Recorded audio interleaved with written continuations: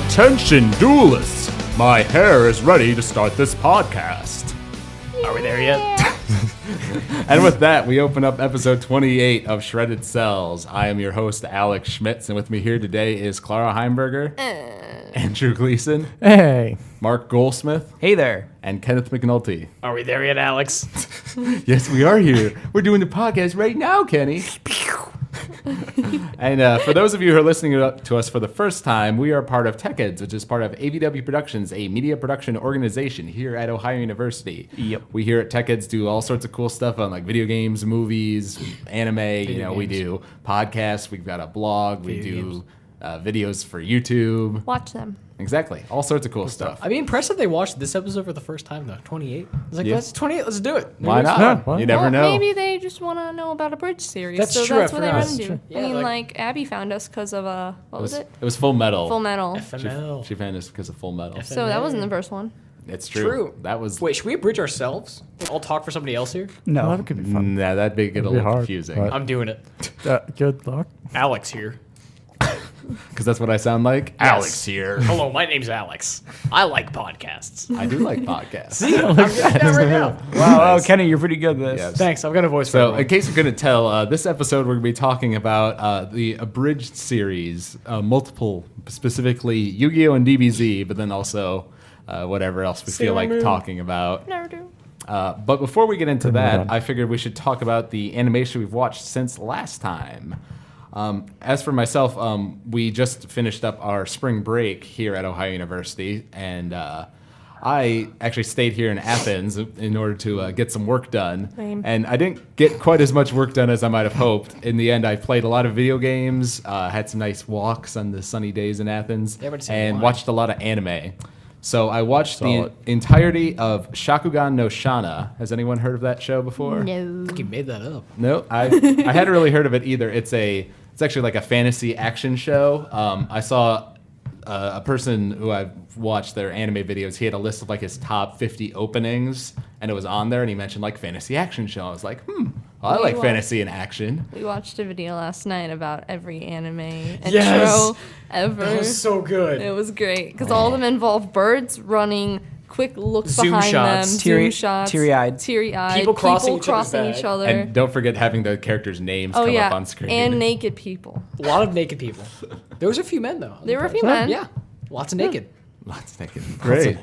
But the entire series of Shakugan no Shana is actually available on Funimation's YouTube channel. They got the entire thing on their subbed. And what was it again? It was 72 episodes in total. Ew. There's three different seasons. I watched all of them like in a marathon over the course of like 2 or 3 days. Well, now So- you're an expert. I wouldn't say I'm an expert. Apparently, they're based off of a bunch of visual novels, like a lot of anime seems to be. And it was a good show overall. It's not anything great. It sort of falls in, especially in the second season. It has a lot of just high school episodes where nothing happens and the plot is just at a complete standstill. But and then it had some other problems too, like the world itself and the writing, isn't necessarily like the best. Like it doesn't compare to like Fullmetal Alchemist, or some of my other greatest, fantasy series. But I really did quite enjoy the third season because they take an interesting route of basically turning the protagonist of the past 2 seasons into the primary antagonist of the third season. But the thing is, unlike other shows that do that and it ruins their character, it actually makes it work because as you learn more about what their plan actually is and how things develop, it actually turns out the villains are really more of the good guys and the good guys are more of the villains, which is Spoilers. which is an interesting sort of turn of So, events. I lost what I was gonna say. Well, I'm not going to watch Or So- it something now. else I saw. It was like angels are devils and devils are angels. I'm trying to remember what it was. Fantasia. No, it's not. It's not coming. Okay, but anyway, so I like that. I like that aspect of the show. The fact that they managed to make that work was cool. I also watched some episodes of Soul Eater. I downloaded a couple off of iTunes just because I love that show. We watched a few episodes, the last like 3 episodes of Cowboy Bebop. I was staying Bebop. with one of my grad school friends in the school of film, and he'd seen Bebop before, but we just rewatched those last 3 episodes. Every time I see Bebop, it just reminds me of how good it is. Like, I love it so much. And we watched the movie as well, which is also kick-ass. And then I heard about this show Yezu Otaku was talking about on one of her videos. It's called The Unlimited Hyobu Kyosuke. It's a new show. Started like winter. It's the winter 2012 anime season. There's like 10 episodes of it out right now, I think, on Crunchyroll. And I watched like the first 4. And it was actually pretty interesting. It's like set in this world where 5% of the population is made up of these espers, which are like humans with supernatural powers. So ranging from like, fly, like, people can fly to like having super psychic abilities. Like the title character like has ridiculous psychic powers. Like the opening of the show is him just wrecking this army of tanks and helicopters and planes and missiles and all this stuff. And it had some cool action. Yep. So I was actually enjoying it. So I'm hoping to continue that show, see how it goes. And that's pretty much it. So what about you, Clara? You did more than I did. Well, for those who don't know, I got selected to go to Los Angeles for Jealous. with my media school. About 20 of us went, and I was the only freshman, so that was cool. And I spent from Sunday to Saturday. Friday was the last day we actually did anything. Saturday was traveling. But Saturday, going to a bunch of companies, meeting with alumni, getting emails. I went to Universal, and it rained the whole time, but that's okay because everything's indoors. But I haven't had a lot of time to watch any anime. I watched the last episode of Bravest Warriors, and I've been literally quoting that ever since. Catbug especially. Oh, it needs to be quoted. Right Put now. a blanket over it. Don't blanket over it. Bravest Warriors. Yeah, I have to admit, I've heard you guys talk about Bravest Warriors before, and I never You mean seen the it. best. But Best. what were we gonna watch in your room, Mark? What did we just watch in his room a few days ago? And we watched Bravest Warriors beforehand. Oh, we watched. What's that one movie with Disney? It's about video games. Oh, Wreck-It Ralph. Wreck-It Ralph. That's yeah. right. Wreck-It Ralph. We watched Yeah, Wreck-It right. Ralph. Wreck-It Ralph. Enjoyed it. And we watched an episode of Bravest Warriors beforehand. I have to admit, it was pretty good. You mean So awesome? Yeah, you're right. I do want to try One of the it. best things Good. on YouTube. Try it. You mean watch it? You're right. You need to watch it. Okay. I bring it up was every wonderful. time. Yeah, I highly suggest it. But I haven't watched any anime besides the newest episode, The Cycle Pass. Which we'll talk about in a minute. It makes you want to lay down and die for 20 minutes. Andrew, what about you? Like Clara said, I haven't watched a whole ton of anime. When I went home, I showed my friend the first 10 episodes of Gurren Lagann because I'm trying to get more and more converts. Thank God. And he's in love with it. Because I'm like, you have to watch. We just marathon the first 10. I'm like, because you have to get to episode 8 in like one go here. So I just pushed him to that. Just Episode 8. just tell everyone it's about doing the impossible. Oh, yeah. No. I told him. I used the phrase hijack the moon and Yes. things like that. Speaking of which, Kenny, did you ever finish that? Nope, only in episode 9. I'd watched Psychopath, so I wasn't able to finish it. Fair enough. Anyway, what else? We kept going. We're on the second adventure season thing of Digimon. Oh yeah, how are you enjoying that so far? Oh, it's not as good. It's Yeah, sad. it's not as good as the first, from But what I what- remember. But from what I understand, the third one gets really awesome. So Yeah. we're working our way through it. Third one's And- very different from the rest, because it's in the real world and Yeah. stuff. But it's supposed to get really good. Yeah. And what else? Oh, yeah, and Young Justice ends like this week, and I don't feel like I can deal with that right now.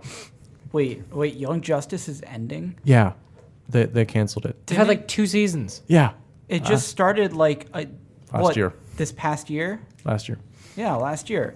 That's really quick. They're ending it because they're replacing it with a new Teen Titans show. Oh, what? Well, but yeah. it's a comedy. Yeah, it's a sort of comedy. show. But it's still Teen Titans. Yes, it's the same 5 of them Yeah, that it was. yeah, but the Same voice actors?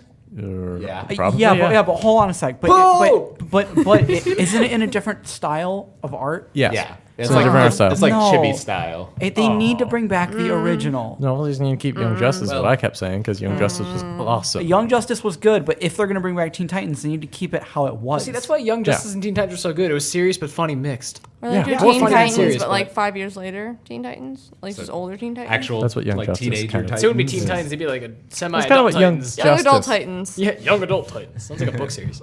Oh, I like it. That sounds I'll write it. interesting. That's a. Teen Titans has always been the darker comic though Oh, yeah. than Justice League. Like when you read the comics, Right, darker right. things happen in Teen Titans than Yeah, in we- Justice League. I I remember recently we saw one that had Raven and Beast Boy kissing, and it Yeah. was cute. Yeah. And it Ships are sailing. About that time. Oh, those Clara's ships. We know all about those at this Yeah. point. She's a fleet. I have an armada. Armada. The Spanish Armada Yeah, pretty much. in shipping form. I've got one Yeah. ship, but I've got a bunch of people on it. Like Noah's Ark up in here. Oh, I wow. have We're all one happy ship. So you have 2 of every animal? 2 of every anime. God. I have a I have lot. my own pirate crew. Oh, nice. You're right. Yeah. Are you on the Thousand Sunny? No, my own. Oh, okay. It's called the 1,000 Marks. Wait, so what's the name of your pirate crew then? I don't know. We'll come up with it. The Yeah. Well, Markerites. mine Yeah. mine would be the Laughing Pirates. The Laughing Pirates? Yeah. That got, And you're the has bearded that not wonder. taken? What? No, it's not taken. No. Okay. I think that would be. And you would be the bearded wonder.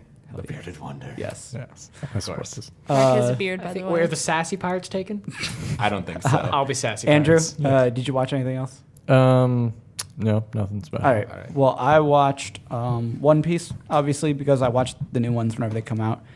And Bravest Warriors, as we already talked about. Pull a fence around it. Catbug is the best. That's the only reason you really need to watch that show. And then also, I watched the first season of Shaolin Showdown again Yeah. because Does it- I had seen the whole first season. I've basically seen most of the show, but it's one of those nostalgia things where I just wanted to go back and see if the show was just as good as I remember it.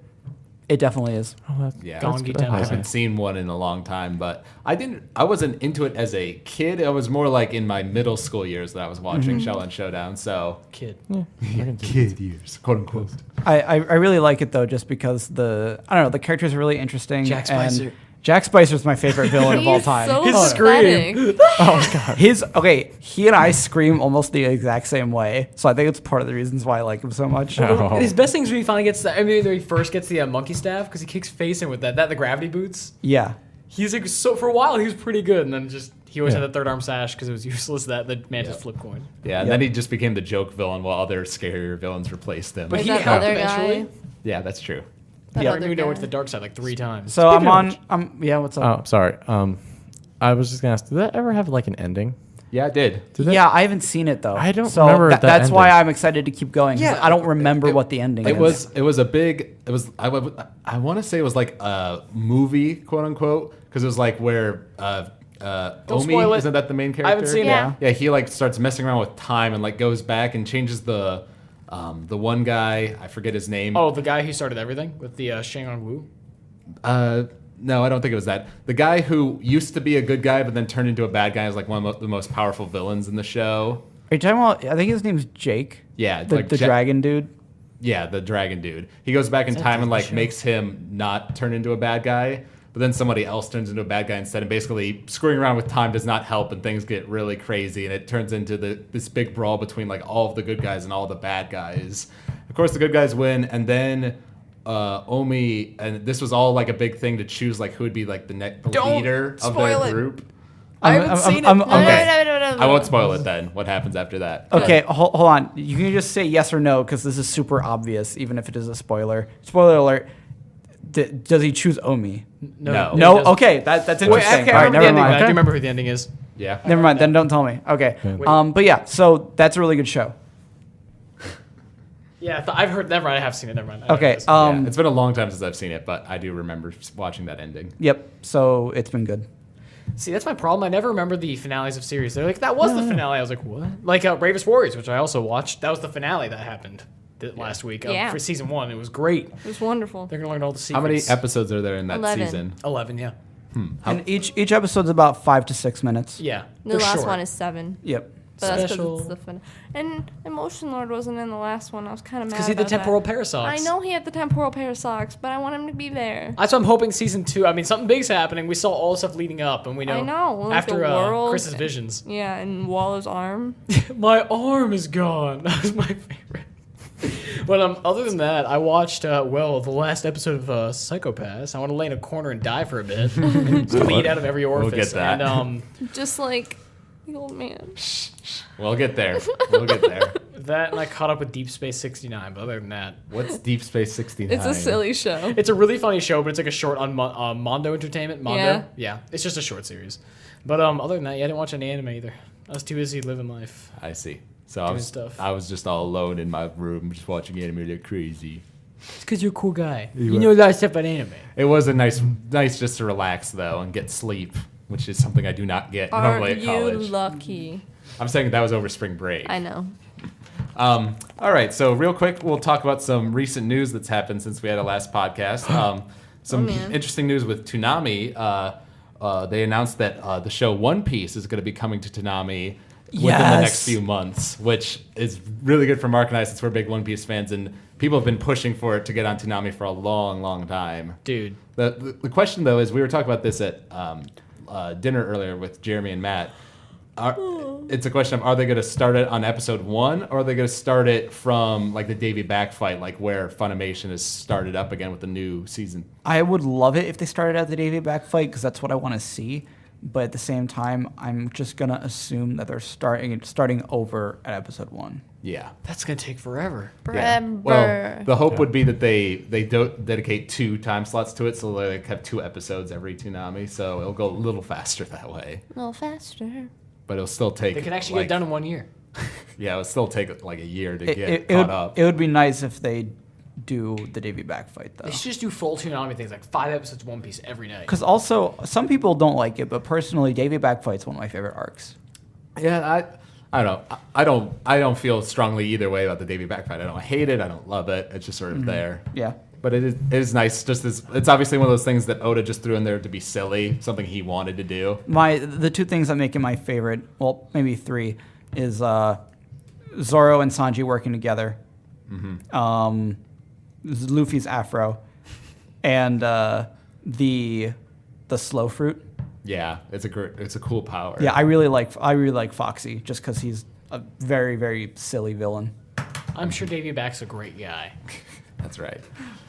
Oh my god. Out of curiosity, what have time no is that going to be on? Because They haven't announced it yet. 'Cause- They just said it's coming soon, but we don't know anything else. if they start at episode 1, I might just jump on then and finally watch that Right, show.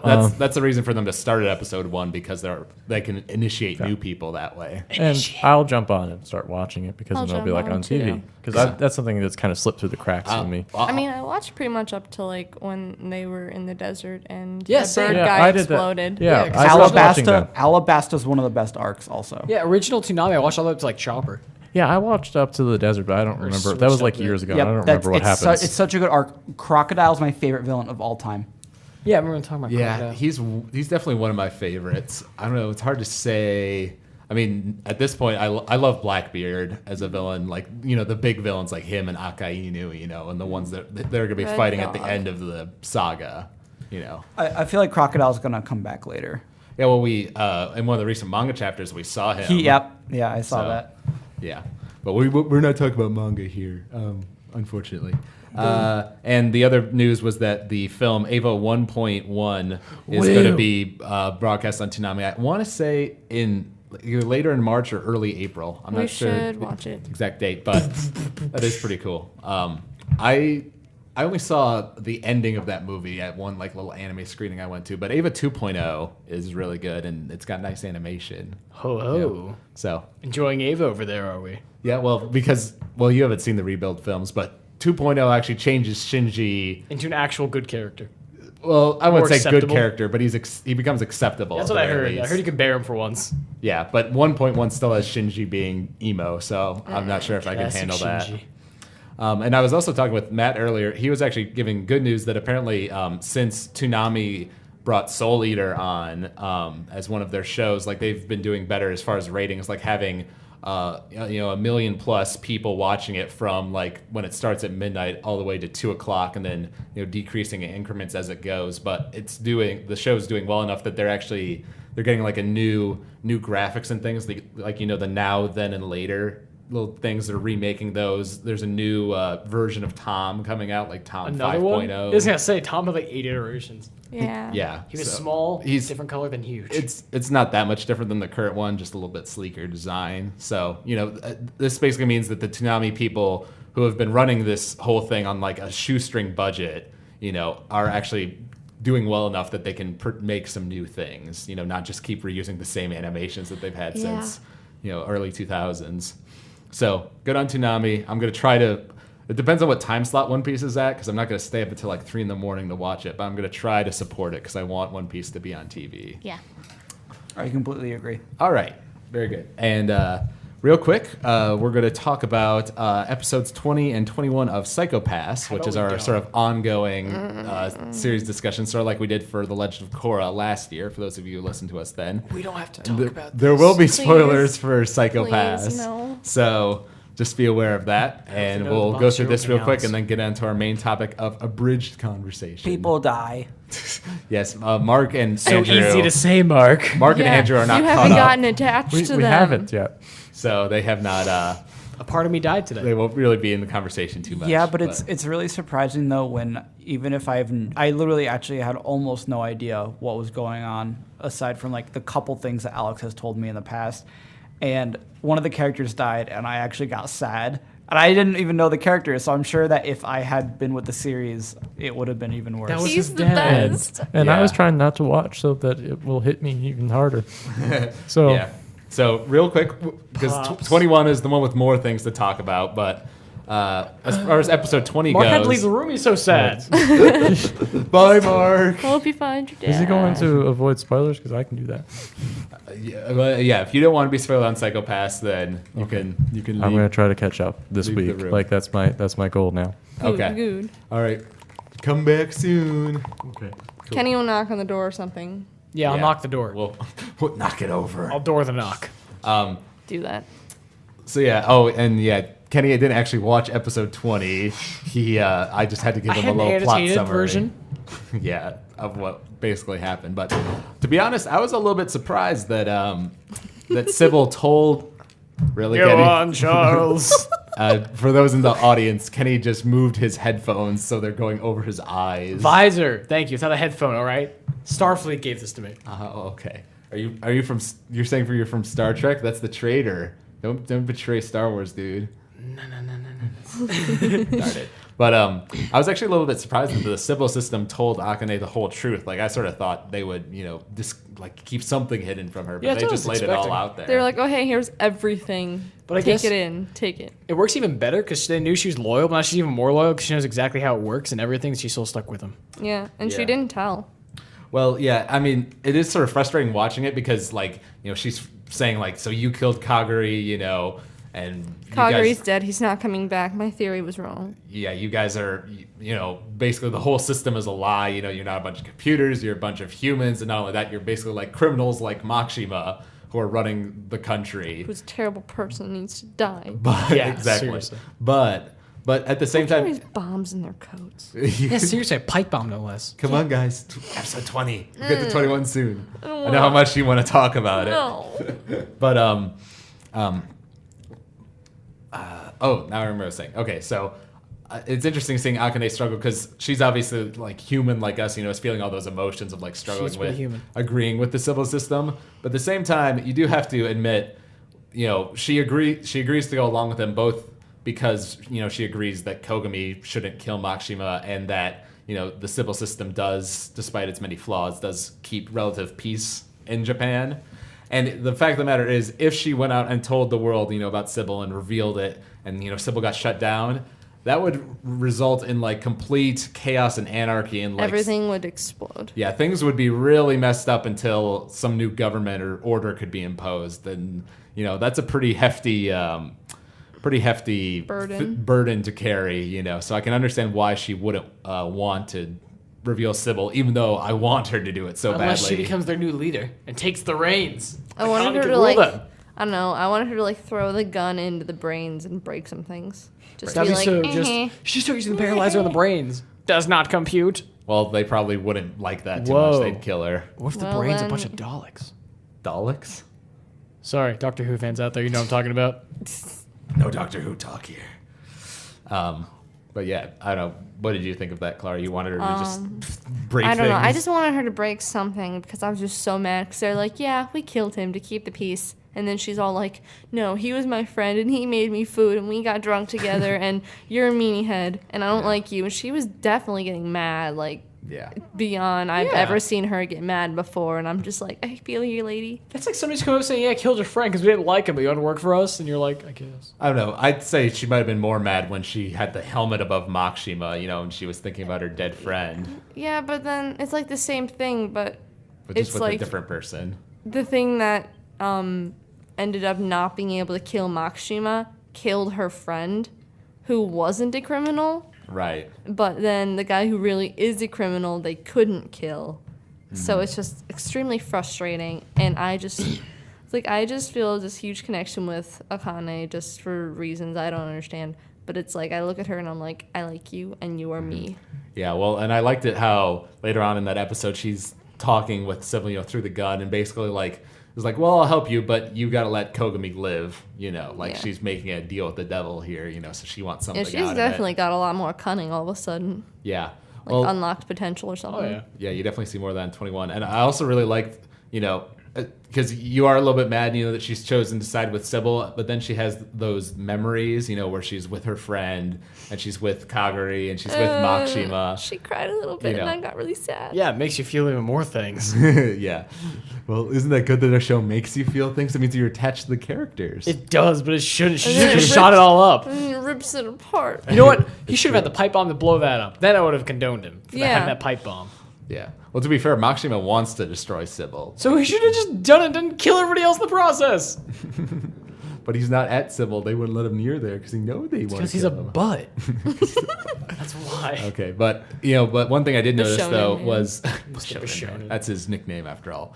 The conversation she was having with Kaguri and Makishima were the exact conversations she'd had before. They were just shot in a different way, and her responses were different. Mm-hmm. It's like she's going back and because I do that all the time. Like I'll think about conversations and be like, oh, I could have said this or I could have done that. Been real smart about it. Yeah. It's great comeback. Yeah, I definitely prefer Hindsight. doing it that way to just doing, you know, same pure thing. flashback to that footage, you know, that brings another element to it. And it's just like skip, skip, skip, skip. Exactly. I've already seen this. Yeah, flashback episodes are the worst. Gives it a new flair. Especially if you've already seen the flashback like 2 times already. And it's Yeah. like, no, stop. We don't need this. Yeah, I've seen a lot of shows take it, like this one obviously took care of it like really nicely. I know some shows that take advantage Well, of the it. worst is shows that on the first episode they'll show you a flashback to what happened earlier in that episode. It's Yeah, like do you as hear if that- we've already forgotten. Well, that makes me think of like, Abridged when Nappa's like, I remember the first time we met, like the pet he had, he thought his pet when they were on the bug planet, and it shows it like 2 minutes before him like killing it. yeah, So something like Well, that. but that's done for I mean, comedic I'm effect. saying shows that do that are the worst. exactly. They do it seriously. So yeah, all of her memories were nice. It was nice seeing her have her sort of final goodbye with her friend. It's like she's finally coming to terms with everything. Right.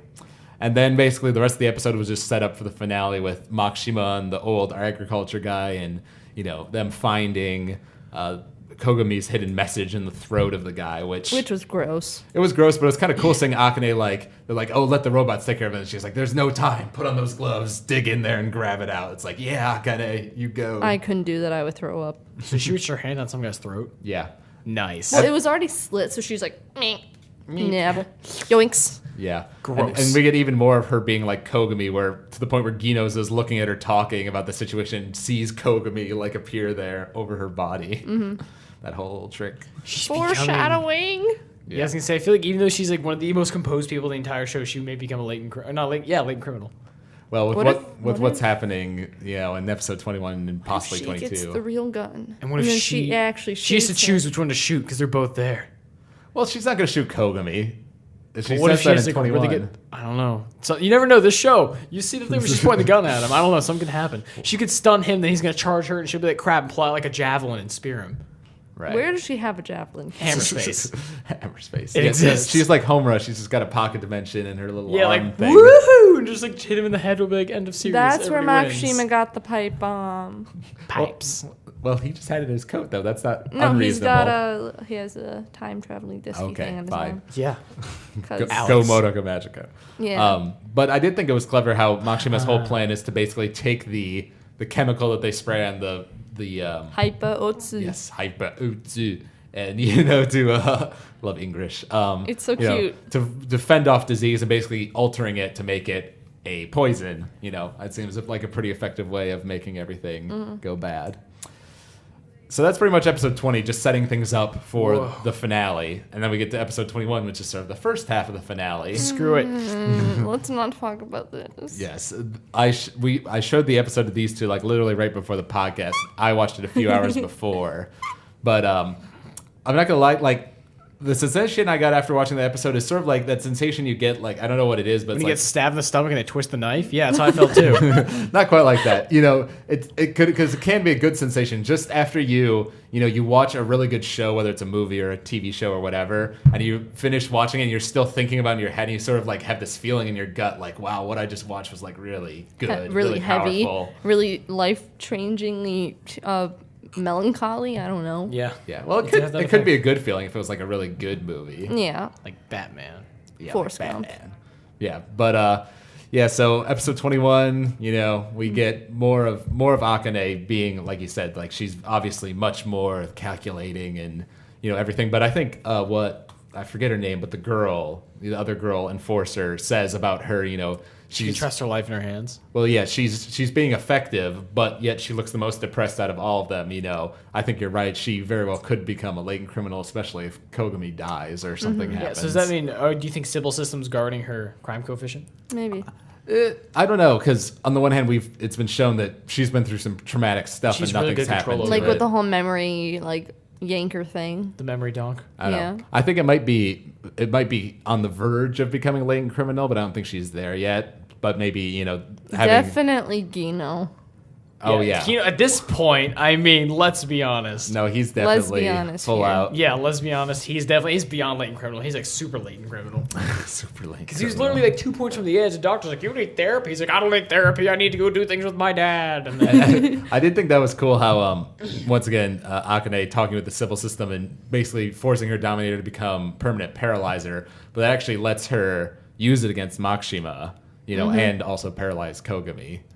To be like, no, you sit down and you're coming with Although me. something I was trying to remember, so when the gun's in paralyzer mode, does it morph at all, or is it just in No, the normal gun? it's a normal gun So if mode. it's in normal gun mode, then that should really help her because Makishima will think that if she points a dominator Yeah. at him, It's not gonna work. gonna he's work. going to have that moment of realization where he's like, and Yeah. gets shot. But yeah, so she should just be able to point it and shoot at him, and he'll be so surprised he won't be able to. See, dodge that's in one thing time. I'm and he'll be paralyzed. I've never seen an anime properly. Every time they point a gun, they always pause long enough to say something so that somebody can do something. I want an anime where they actually point the gun and just shoot without hesitating, and actually hit. That's the thing. Either they miss every time, or they wait when they finally have it pointed at them. Like even when Kogami had it pointed at the mirror, he waited and wavered for a second, and then shot. Yeah, well, but 'Cause he he was was still talking. steadying his aim because apparently he's a terrible shot with that. He's the gun. worst. I mean, actually, his kick. The other gun has it does have kick, but Yeah. not much. Well, and yeah, to be fair, It's a real gun. How He's many gonna kill bullets? him. He's already used like 6 bullets. How many does he have in there? remember, got kicked He out of his shot hand, so four. I know. I counted. He's All four, right, there's yeah, 2 more. 4. All right, 2 more. So Yeah. I mean, if we're doing actual like making sense, he does have 2 shots. Who knows what they'll do? but What if Makishima gets the gun and points it at Akane?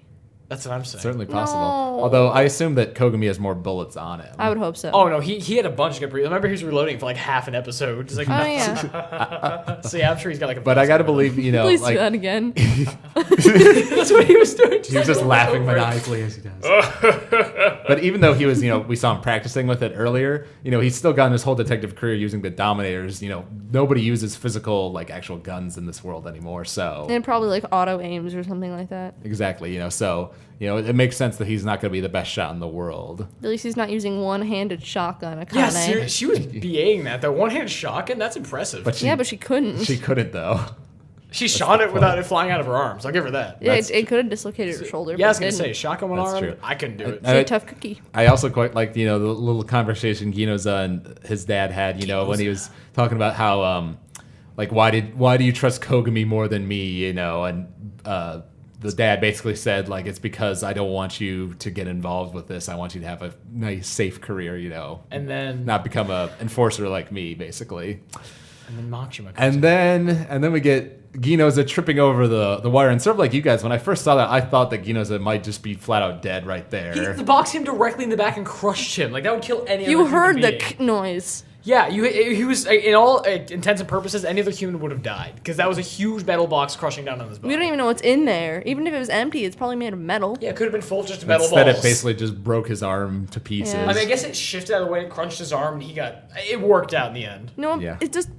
His dad was like, wait, stop. And he's like, no, I'm going to keep walking. Screw you. And then he gets crushed. It was And I'm his like, it's all your fault, but I angst. still feel terrible. Well, to be fair, I mean, he was like turning back to say like, "What are you talking about?" As he takes the step forward to trip the wire. Yeah. You know, so it was And then Makshima too little, comes too out, late. realizes it's them, and then he tackled him first though.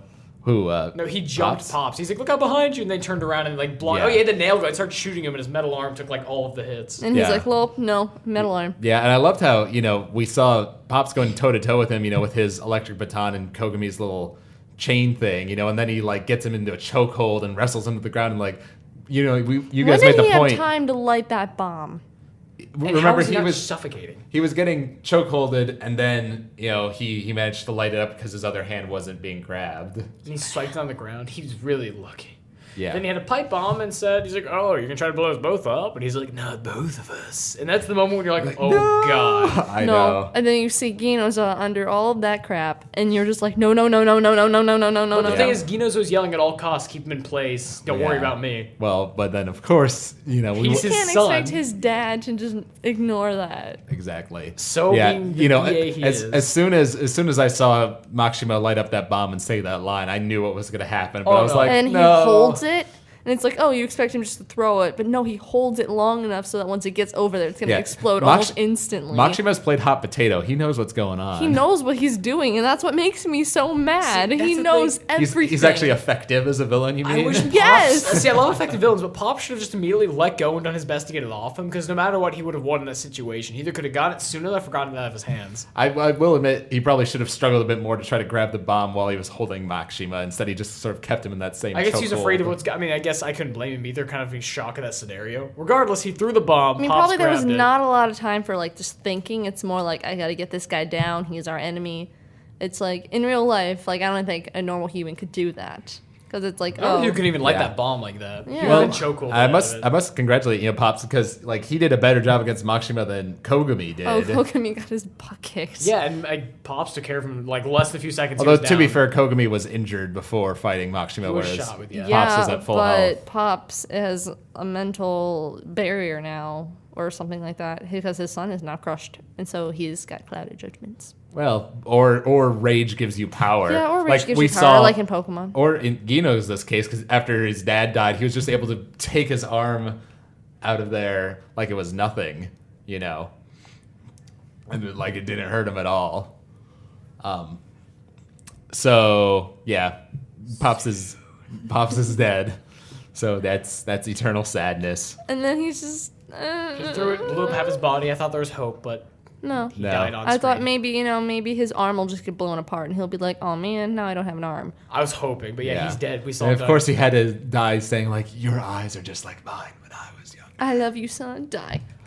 I know. Yeah, and yeah, like you said, Gino's as pretty royally screwed up after all that. Yep, he's Yeah. officially latent criminal, but that's pretty much the big things that happened. And then, Yep. and then actually, Kogami went after. Went after Makshima, and we basically are prepared for it's obviously final showdown between Straight the two of razor them versus knife. with Akane is Akane running over there. running over there. Exactly.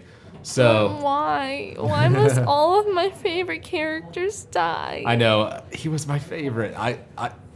He was the one that I really didn't want to die. I have to admit. Yeah. Now that I think about it, Kagari looks a lot more like the old man than Ginoza does. Like yeah, I they guess have the he same little does. cowlicks going on. They've got like almost the same hair color. Right. Hey, Andrew, you're back. I Hey, have Andrew. returned. Cool. I'm just really sad now. I Yeah. need to get on the series. Is it good? Yeah, no, it's very good. So, terrible. real quick, theories on what's going to happen in the last episode. I sort of am under the impression that I don't know. It's hard to say for sure. I sort of think that Makshima's going to get like subdued and somehow, and then Akane is going to try to capture Kogami. And I was thinking about the possibility: what if she tries, to paralyze Kogami with the Dominator, then Sybil sort of betrays her and makes it go like, eliminator mode and like shoots it automatically or something like that. So I feel like Makshima's gonna die and everything's gonna go to hell, and Kogami's gonna like run away somewhere, and Akane's gonna stay in the whatever, The like police in force. the police force. But then it's just gonna be like this like weird longing because he's never gonna come back for real this time. But I don't know. That's what I think will happen. Interesting. Just because anime likes to rip your heart out like that. So you think it's basically Sybil's still going to be in place and Akane's still going to be in the police force and Kogami's just going to be sort of on the run doing a fugitive sort of thing? Or maybe they'll run away together. I don't know. I don't think Akane would do that though. Yeah, Akane she likes Kogami, but she's also pretty devoted to her sense of justice and duty and all that. I'm not sure if she would can run never away be a bad from all girl that. like that. Exactly. She's my baby. Hey Kenny. Kenny, you're back. Where's Mark? Mark, oh, he's just in the bathroom. Oh, okay, cool. We were just talking about. Are you gonna go duty? I gotta go. We were just talking about theories for what's gonna happen in the last episode. Do you more think carrots and Sybil's gonna be breadcrumbs. around by the end? Oh yeah, it's gonna pull up. That what's his face? Makishima? I mean, who takes the body of the woman like total reconstruction surgery? I know they all control her, but the one guy they got. Oh, Toma. Toma's definitely gonna show up in that body.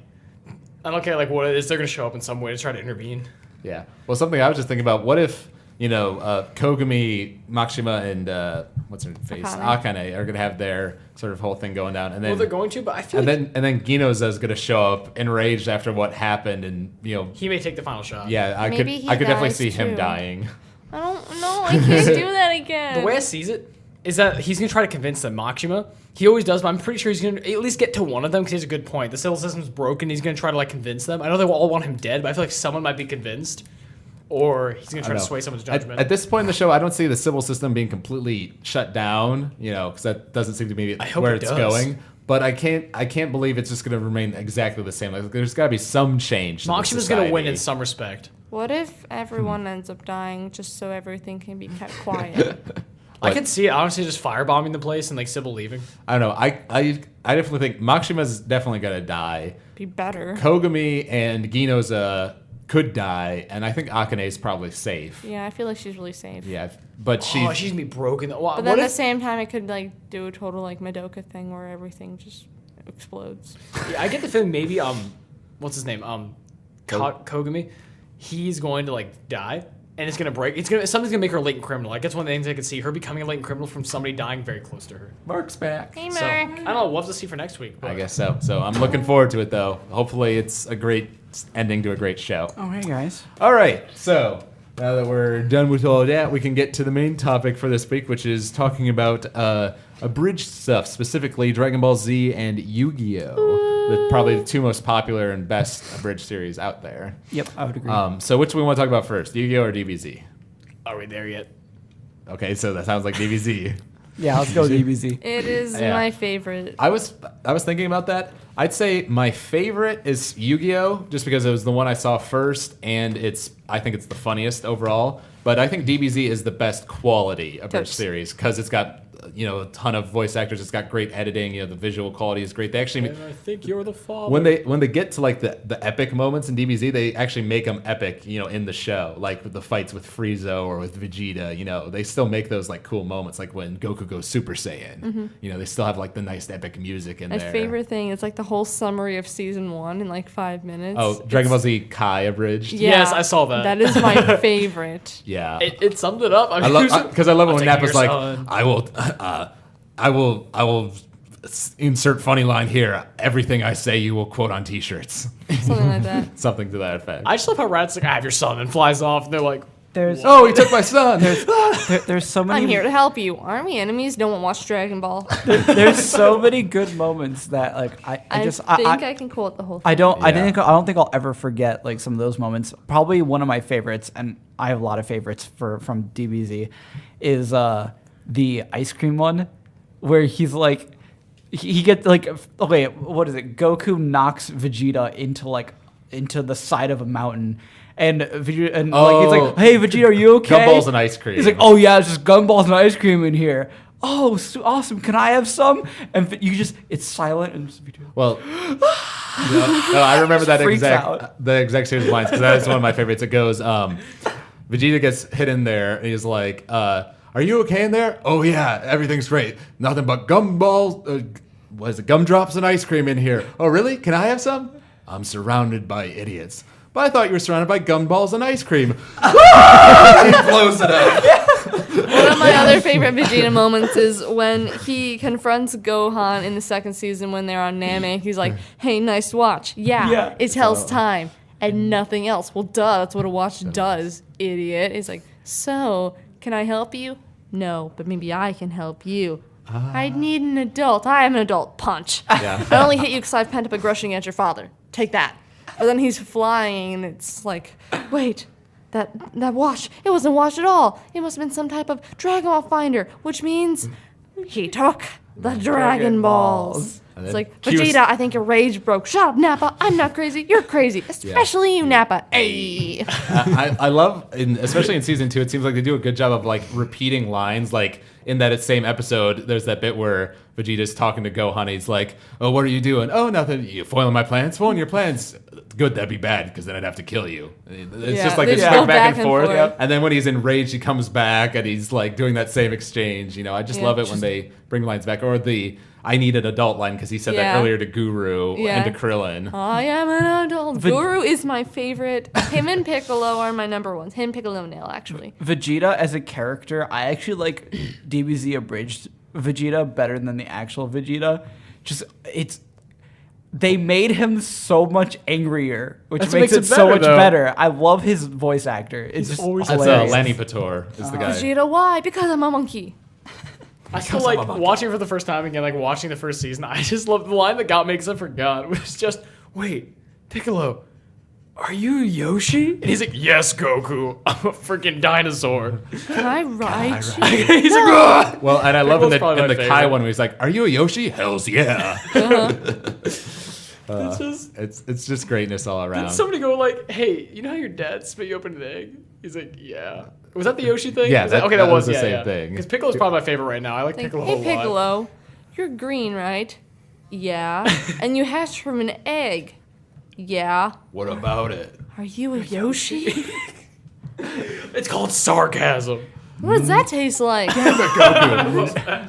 Goku, his level of stupidity, like when he's fighting Frieza and he just like breaks Frieza, it is so funny. Well, I made the point in a different episode about how both in the fight against Vegeta and Frieza, you know, which are the climactic fights of the 2 seasons, it's basically the villain being serious and then Goku being stupid and them reacting hilariously to Goku's stupidity. All right, I'll fight without using either of my hands. All right, then I'll fight without using my shirt. Probably one of my favorite moments, like of bringing back a joke, is beats Frieza, is going to get on the ship and it's like, gotta hurry, and King Kai's like narrating over like, oh, he's only got a few more seconds. He gets there, he runs through the ship, he finds it. Oh, I found it last. Clicks the button. Duh. Muffin. Bink.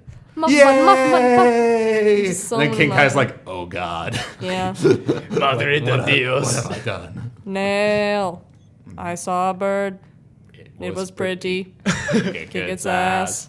And you mentioned Piccolo. I like Piccolo. Like, you know, before he's not one of my favorites, but I really love what they do with him. With Nerd. Dodge. I really love what they do with him when they incorporate Nail with him, because just his back and forth exchanges with Nail in his head are great. Yeah. I just like when he regrows his arm, just talking to me. He's like, "Ah!" and like shoots out. And they're like, what? Oh my god, how can I forget? Popo.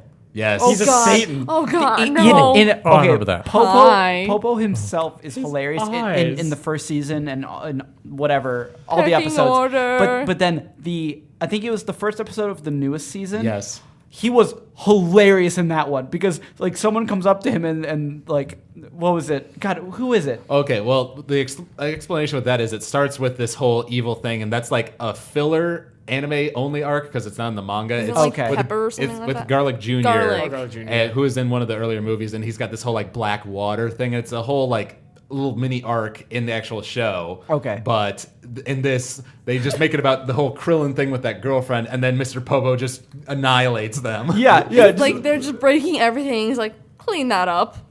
Yeah, my favorite part is where he's like, you know, we're gonna kill you, like we're gonna kill everyone. Aren't you scared? He's like, oh no, please do go on. It's just Popo doesn't give a crap. He doesn't. Yeah. That is like Popo has a what was it? His a a booty call.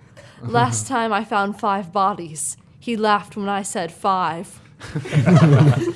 Yes. Oh God. Yeah. I also love when Popo shows up in episode 11, I think it is, when he shows Bulma the ship. Yeah. And it turns out the name to, he keeps saying Popo to make things work on the ship. Yeah. She's like, oh, your name powers the ship? And it's like, no, it just knows better. Popo is terrifying. His eyes in the background. Like Krillin's like, how's your training with Mr. Popo? And he's like crying. First rule about Mr. Popo's training. Don't talk about Popo's training. Mr. Popo, where did you send them? I'll tell you where they're not. Safe. Well, one of my favorites is I want to say it's the episode after episode 11, episode 12, which is another like fillery episode where they go to the fake Namek and everything, and it turns out it was all a dream. And then Krillin hears Popo's voice in his head and he like freaks out. And it cuts to, I think it's Kaiser Neko is the one who edits the videos. Yeah. And it's him sitting there, he's like, oh man, I gotta stop staying up so late editing. And then you see his computer screen turn black and it's like, And then it's Popo's I'll face. say. And he goes, ah! That's the end of the episode. It's so awesome. Have you guys seen the Make a Man Out of You parody? Yes. They take Make a Man Out of You from Mulan and basically just do it with like their voices and everything and footage from It's DBZ. Popo can sing. I haven't seen it. I want It's to see it. beautiful. So is Afterwards, Popo we need singing to to watch them? it. We need to watch it. It's not just after this Popo, it's podcast. all of them. It's Like all of them. Piccolo, Oh, okay. Goku, King Kai, Vegeta, everyone gets Vegeta. lines. It's pretty good. Have you guys seen Vegeta, the are we the there movies? yet? They've done a number of the Lord movies. Slug is my favorite. I'm preferable to the Tree of Might because they turned into a whole Christmas episode, Yeah. which is brilliant. It's Christmas! But like the whole Lord Slug one, since it's like Christmas again, but really not. It's like Yeah. I don't know what this Christmas thing is, but I'm gonna have my babies like drain it, and then I'm gonna rape it or kill it and then rape it. It's like nobody rapes Christmas. Yeah. Well, I love in the King, or not the King Piccolo one, the Lord Slug one, how they make all the jokes about him being the same as King Piccolo, and he even says at the very end when he gets defeated, "Why do I wish for immortality?" Yeah, Because it's literally the same as King Piccolo Are you from related to Dragon King Piccolo? Ball. I have to be careful about this. We're still on Iguana Street. God, Because I it's love like it. the worst street ever. And it's Wait. like, oh no, I'm on Iguana Street. Now I'm gonna get mugged. Joke's on them. I have no money. So, have you guys not seen any of the movies? I ain't seen Oh movies, god, we no. have to do this. You have to watch them. They're really Are they good. are they longer for the movies? Yeah, they're like 30 minutes. Okay. Yeah. And they did one, like they did the one on the Bardock. Bardock. Oh, they did Bar- both the old Bardock one, and then there's like a new one that was just made like a couple years ago, so it's like got nice new animation. Yeah. And it's He goes terrible. in the past. Yeah. He goes into the past where there are all these little purple aliens that are apparently the descendants of the ancestors of the Saiyans. And they're he silly. Yeah, They and look he- like frogs. and he fights a version of like from Frieza's race, and Bardock is actually the first Super Saiyan, like the legendary Super Saiyan that happened 1,000 years ago. Yeah. That's That was Bardock. Bardock. That's what they try to pull, and it's hilarious because they give all the little purple aliens a Kermit the Frog voice, All and they of all them. sound Oh, hey exactly the there. same. Oh, good. I just like when they ask, like, when Goku's like, you mean like my dad? When he's bringing him up, you see him burning in the sun. When he asks King Kai. about it, And he just laughs. he's just laughing. I was like, oh my Yeah. god. Yeah. Oh, and we haven't really talked about him much, but definitely one of my favorite characters and probably the most popular character on the show has to be Nappa. Oh god, yes. Who's gotten T-shirts and Snickers. quoted Vegeta. more than Tricks anyone are else. for kids. I love Nappa. I remember that before I even saw the series, I saw the best of Nappa. My friends like, just watch this, Kenny. And I was like, Vegeta is a Pokemon. oh yeah, I'm gonna gonna catch it. No, I'm a Chaozu. Chaozu! You hear His that, name must be Vegeta? Chaozu. It's a Chaozu. I'm gonna catch it. I told you I'm not a Pokemon. Ow! I just love you have to weaken it first. I hope I get a critical. Then when Yamcha comes up, he's like, don't worry, guys, I'm here to help. Clara, Like, blows up. I just realized you sound like Megami From... from the person who does Oh, Sailor Megami Moon. 33. Oh. Oops. Yeah. Wait, because is it? I could be wrong, but isn't that Chaozu also? No. Chaozu's someone else, I think. Really? Chaozu Yeah. is played by Chaozu. Wasn't it? I forget. Well, I don't know. Well, okay, Give but me you a chance also to look sound it like up. the person who does Chaozu. I try real hard. really funny. Chaozu. Pull a pencil around it. Yeah, you do a good Chaozu voice. Oh yeah, you're right. Megami 33 does Bulma, Puar, and Chaozu. Oh wow, okay, I you was go. right. There you go. But one of my favorite moments with Nappa is when Piccolo and Krillin are fighting him, and he's like, "We're not even laying a finger on him. What sort of intense training has this guy gone through? Patty cake, bakers, man." It just goes on. He's like, "Sorry, but I'm the patty cake champion." What? Yeah. What? Just things like that. Megami has to be one of my favorite voices. It's like, why I don't know. what could someone like you go to university for? Childhood development. Oh yeah. Or child psychology. Child psychology with a minor in pain. Yeah. Yeah, I just love how they, obviously Dragon Ball Z is almost all fighting, and so they just find these clever ways of inserting the funny lines in between, the fights, I like and also how- shortening them down significantly. I love how intelligent Gohan is, and he's like 6. Nerd. Nerd. What? Yeah. Oh, and one of my favorites is daddy issues. when, well, those are pretty good, but when he turns into a monkey, and Piccolo's just like, "Oh, damn it! If he destroys the world, what's gonna happen to me?"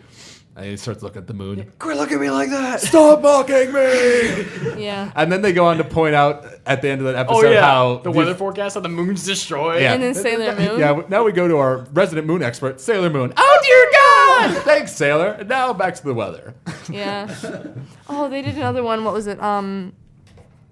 Another reference. What? I can't remember. It'll come to me in a second. Pavlov. Pavlov. Pavlov. Oh, Pavlov. Yeah. When he's Like for those who don't know what Pavlov is, it's get back to the program, and we're back. So we actually don't know. I can Well, tell you yes, what Pavlov but is, like if you didn't know, you're never gonna find out it's true. unless you look it up. But one of my favorite things, like the writing in season 1 is good, but I think the writing in season 2, the whole like Frieza Namek arc is it definitely improves. As you can tell, it's got like better production quality and all that. Oh, Ginyu Force, I love them so much. I love how they gave Jake's an Australian accent. Yeah, from Spice Sauce. Space Australia, go Space Broncos. And I love the little thing they do with the game show, the Wheel of Death, where they Yeah. spin it to find out who they're gonna kill. Yeah. Just all that. The Krillin And they Earth turn the Raccoon fight into a wrestling, Yeah. parody, and just brilliance all around. Riku. And poor Goldo, who got abused by Vegeta, is Yeah. like, and now I'm, you think he's like doing badass stuff with his psychic abilities, and he's like, for I am. Why can't I feel my everything? And it's just a decapitated head. Yeah. He throws a dog treat at him. It's like, I hate you. I know. Yeah, I really love Vegeta in the Frieza arc just because we get to see him as he's powered up, like when he kills Kui, he kills Dodoria, he ends up killing Oh my Zarbon. god, Dodoria Oh, is yes. actually a woman. Yeah. This is Oh wonderful. yeah, I remember that. Yeah. Or I love it with And that's how I was awarded most fertile on the planet. yeah. I love with Zarbon how he's like talking to Frieza. He's like, "Well, I need to use the space Skype so I can have a call with my girlfriend." And Frieza's like, "Can you stop for a minute? Come again?" Because the whole time it's like He's so Vegeta drew a flamboyant. butt or something. He's like, "Can I see Lord Frieza?" And then he's like, "I must call my girlfriend." Like, wait, what? Yeah. Just And then, greatness. Frieza makes a comment later. He's like, "Oh, his girlfriend, who I'm convinced name is Steve or something like that." Chuck. That's Chuck. what he says. Chuck. Oh, So- and well, just real quick, I just Yeah. want to say, Lil Karibo, who's obviously the guy who does Yu-Gi-Oh! Abridged, also is the voice of the narrator and Frieza. His Frieza voice is incredible. And especially how he changes it with the different forms, just showing the range of his voice acting. Yeah, if you can't tell based on all the stuff we've been quoting for the past however long, it's the writing is extremely good. Oh yeah. Yes. Also, that's what I was most impressed with. Most of the Bridge series are when I watch them, but that one was really well done. Do you remember the Hall of Justice? Oh, yeah. Yes, Meanwhile, back the whole up. Meanwhile, Justice- the Hall of Justice. I have an idea. We could use whales. Whales! Oh god, it's Aquaman.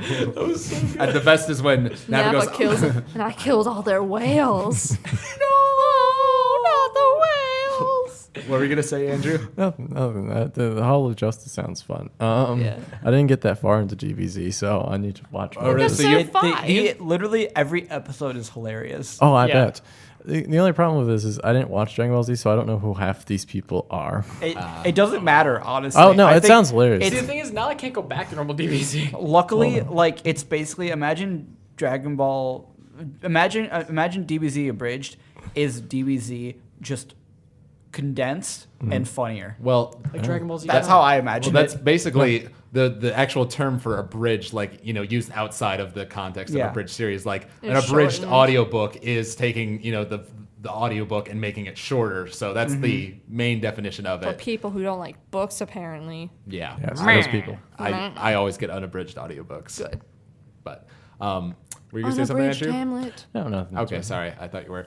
One of the things I was going to mention, one of my favorite, I've mentioned all these comeback jokes. One of my favorites is at the end of season 2, because at the end of season 1, we get Ghost Nappa, and the Ghostbusters parody song, which is all brilliant. But I think the way they end the second season is even better, because they, make the whole plot point where he gets brought back because of the wish on the Dragon Balls, because they wish to bring back all the men Frieza killed, and Vegeta was one of Frieza's men. So he comes back. And he works in Hollywood. Right, he works at Hollywood. He's like all successful. He's like, come on, when you get back to Earth, let me know. We'll grab lunch. Ciao. And then Vegeta says, "God damn it, Nappa." Which is the best. Yes, one of the catchphrases for the show. Okay, the moment, the thing I love one of the most about the series is the Krillin owned count. I was just saying that Yes. earlier, the Krillin own count. Like, just when Frieza, shows up after we think he's dead, and he just makes Krillin explode, and it's so dramatic, and it's like a 2-second, wait, and it's just ding. Well, Too soon. There's actually a thing I saw recently. They had a deleted or cut scenes around the cutting room floor. Yeah. And that was one of them. They actually had different takes of Krillin saying a line before exploding. Yeah. But I actually think the way they did it was funny, because And when they bring him back, he's still screaming. Yes. I guess we've talked a lot about our favorite quotes and our favorite characters and stuff. Just talking more about just the way they go about it. I do think it is brilliant how they TeamFourStar is basically just taking some of the best abridgers in the community, bringing them together, and that's part of the reason why their talent is so good, because they have not Little Karibo does a great job with the voices in Yu-Gi-Oh Abridged, but you can tell they're all mostly done by him. With TeamFourStar, they're able to get a nice range of voices, and they're able to have plenty Female of people characters. there. Yeah, and people there for writing talent, and then for editing. They it's actually surprising the amount of stuff they have to do, syncing the lip flaps and things like that.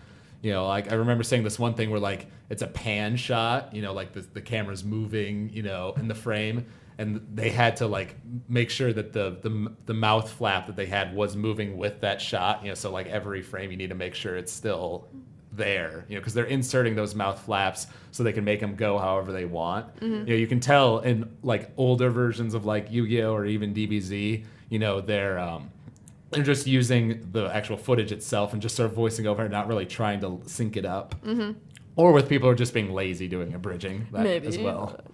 Which is what I would honestly probably try to do, because that's a lot of work to sync lip flaps. I love how they take certain just episodes that can be spanned over 5 or 6 fight scenes, and they make it into 5 minutes. I remember watching when Tien and Chaozu actually get killed a couple years back, and I was bawling because I was so upset. But Really? watching, I don't know, just because they were best friends and they died, and it was sad. Yeah. But just watching this, I was like, I remember that took 30 minutes, but it just took 2 now, and Yeah. it was just I like fast-paced things. Just because I don't like wasting my time on watching something that could have been done in less than what it is done in. Right. Which is most of Naruto. But we're not going to Yeah, get lots into of that. shonen stuff, We're not basically. going to get into that right now. But I like the abridged series. I really like how awesome it is. It's Yeah. like reading manga. You can read it at your pace, and you don't have to wait for annoying flashbacks. Yeah. Boom. It's true. Yeah, DBZ is definitely one of my, like I said, I'd probably go Yu-Gi-Oh first, DBZ second, as far as my favorite abridged series. And I've seen more than a dozen, so I'm not an expert certainly, but I've seen a number of them, and their talent definitely shines up, and they are the most respected, and their video, all of their videos have hundreds of thousands to millions of views. So I think they're probably the most viewed single abridged series out there as well. Then why don't we go on to Yu-Gi-Oh, and then we can mention any other ones that we like as All right. well. So Yu-Gi-Oh Abridged.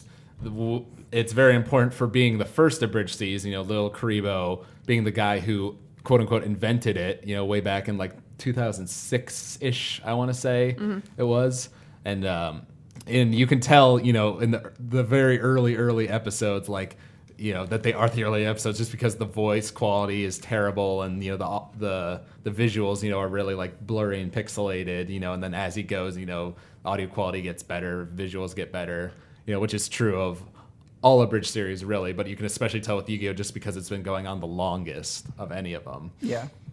But Yu-Gi-Oh was the one I saw first. I remember. I want to say one of the first episodes I saw wasn't actually the first episode. It was like episode 20, which is the one with Rebecca Hawkins and the satanic teddy bear, which is one of my favorite episodes. And I just saw that for some reason with one of my friends, and we laughed and it was hilarious. And I just started watching the whole thing, and I've been following it for years. You know, so I've seen it. I want to say when I started watching it, it was around episode like 30. Like late 30s. That's where it was when I caught up, and then I've been following it since then. It's now like 58, I think, is where it's at right now. What about you guys? When did you guys start watching Yu-Gi-Oh Abridged? First one I saw, my friend Alexa showed me when I was a freshman in high school. It was the one with is it Maiko or Mako? Or Mako. And the ocean. Yeah. Oh, And yeah. at least the ocean still Mako, I loves should me. say. It's Mako Tsunami. Why won't you answer me, ocean, or whatever Yeah. it was? Well, It's been a really long time. Have you seen Lil Karibo's parody of episode 6? No, 'Cause it's been so long. He's because episode 6 is sort of considered by the fans to be like the best episode because that has the "my voice gives me super strength, yes, but my hair gives me the power to defy gravity," you know, the Mako Tsunami joke, and there's a lot of his best like reoccurring catchphrases and stuff happen in that episode, so people sort of consider it to be the best. So Lil Karibio put out this video like a year or two ago where it was like parodying it, and like there's this moment after Mako throws the harpoon at him that you can, when you listen to the original audio, you can definitely tell Lil Karibio's British accent is leaking through a bit, and so he just goes full on with that and just goes like on the most ridiculous, you know, Cockney accent you can imagine, and is just playing it up and just, you know, basically parodying his own work, you know, which I like that he does that because he's not not so like fearful. What episode is that? Episode 6. Oh, okay. Another one of my favorites that I remember. I saw it probably when I was sometime in high school. I don't really remember, but the Christmas episode. Christmas episode. I'm trying to remember the one with Kaiba and like. Yeah. Oh. And the reason. Okay, so the attention duelist guy is one of my favorites. The hair guy. And then also just Kaiba in general, because one of my favorite things is where it's like, if I do this, will you get the hell out of my mansion? Like he's just so angry. I think I'm seeing a pattern now. I like Kaiba and Vegeta both just because they're so they're angry. both sort of the anti-heroes of their show. Yeah, Mokubug is I just all the time. I find Thousands. those like angsty, angry characters when they're done in a humorous way. Like, I love those characters because it's hilarious. Yeah, one of my favorites is when I don't remember the exact episode number. It's early 20s when he's just come back in like season 2, and he's talking about my brand new dual disc system. I also have this sexy new lab coat with these weapons at my disposal. Yugi will be powerless to stop me. Also, I have a god card. just things like that, you know.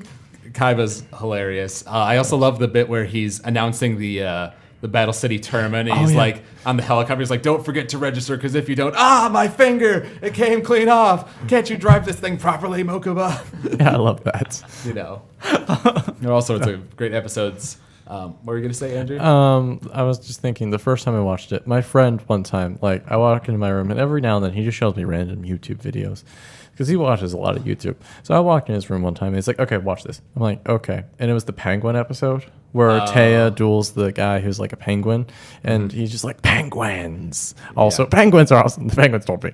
Penguins know everything. And she's like, "Oh, I'm not gonna duel you. Friendship is stupid. Oh, you're on now."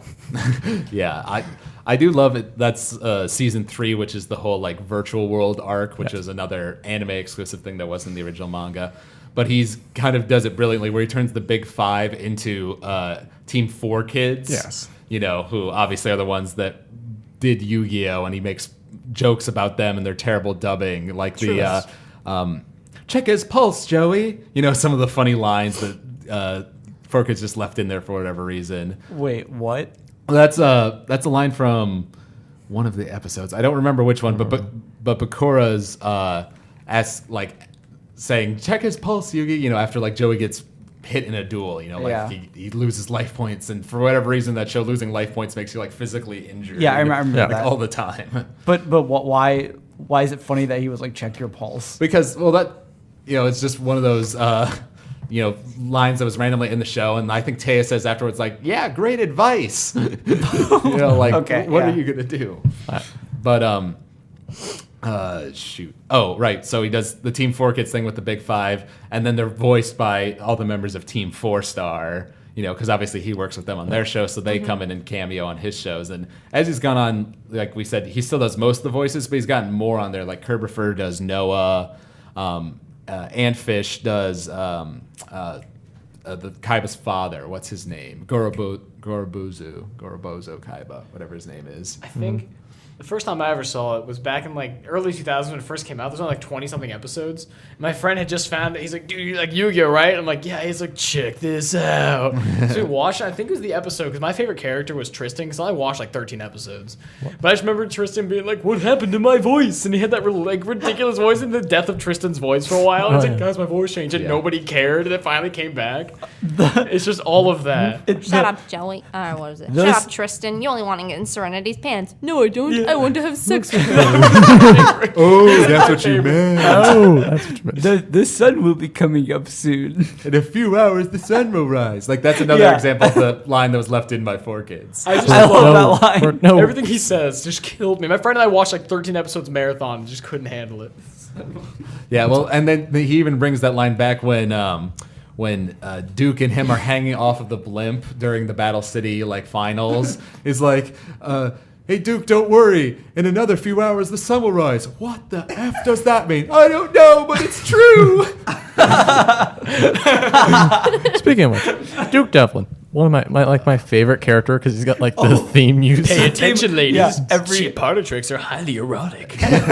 Whenever he talks, there's the theme music. Yeah. I love it. My friend and I actually, for a while, OhioCon, I was going to dress up as him as he followed me with the music. We had a plan. God, I would love that. Well, and also then in season 3 when they're trapped, it's just Tristan and Duke, and he's like his background music is fading. It's like, dude, I have sort of have this condition where if I don't have half-naked girls applied to my body at regular intervals, I'll die. Wait, who says that? That's Duke, and his theme music is fading in the background.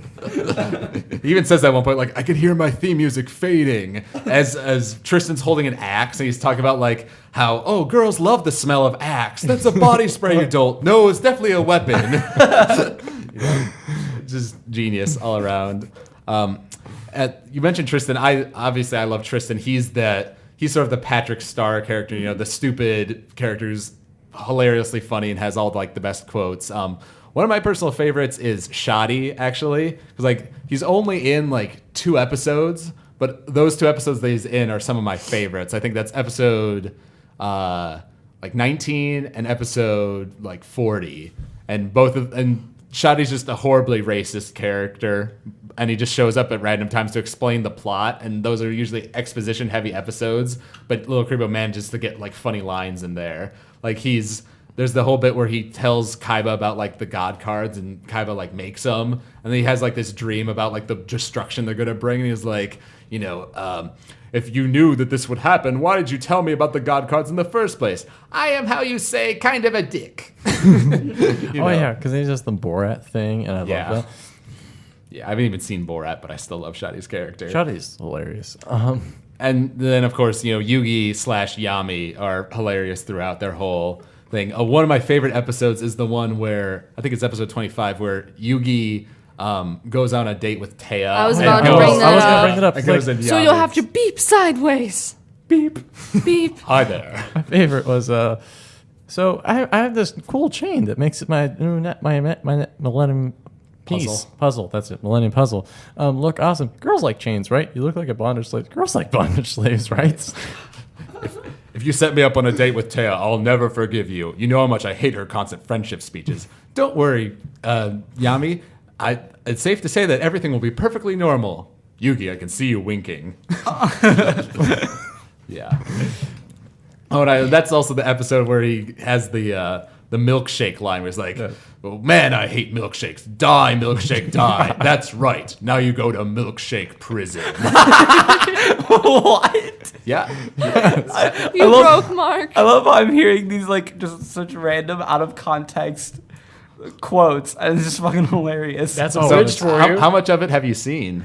I've seen probably like 6 episodes. Oh not even. God, you I've gotta only seen, watch like, it, 13, dude. Like so- I said, it's Team 4-Star DBZ Abridged is America. the best quality overall, but I think Yu-Gi-Oh still has the funniest lines. Like every episode has something hilarious about it. In America.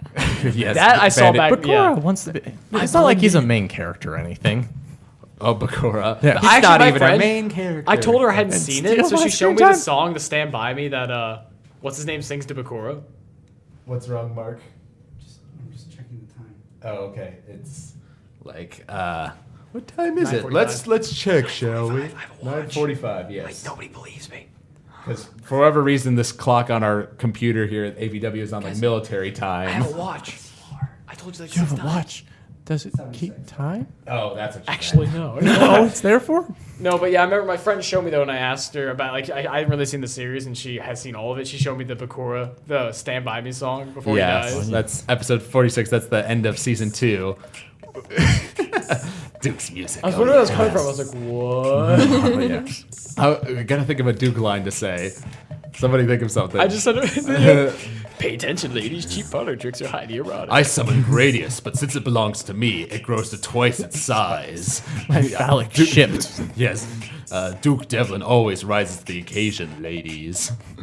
Everything There about you go. him, he was the best. Oh, I love him. I know. Oh, and I love it with there's a moment when Serenity becomes a character on this show, and I think it's the first episode of season 3, and she asks Joey, I'm scared, Joey. And she's like, oh, don't worry, nothing bad's gonna happen to us. I'm not worried about that. I'm worried about getting rid of the show. I mean, what purpose does my character even serve anymore? You serve a very important purpose. Oh yeah, like what? Well, give me a minute here. And then the blimp is just going down in the hangar as he keeps saying, oh, I know.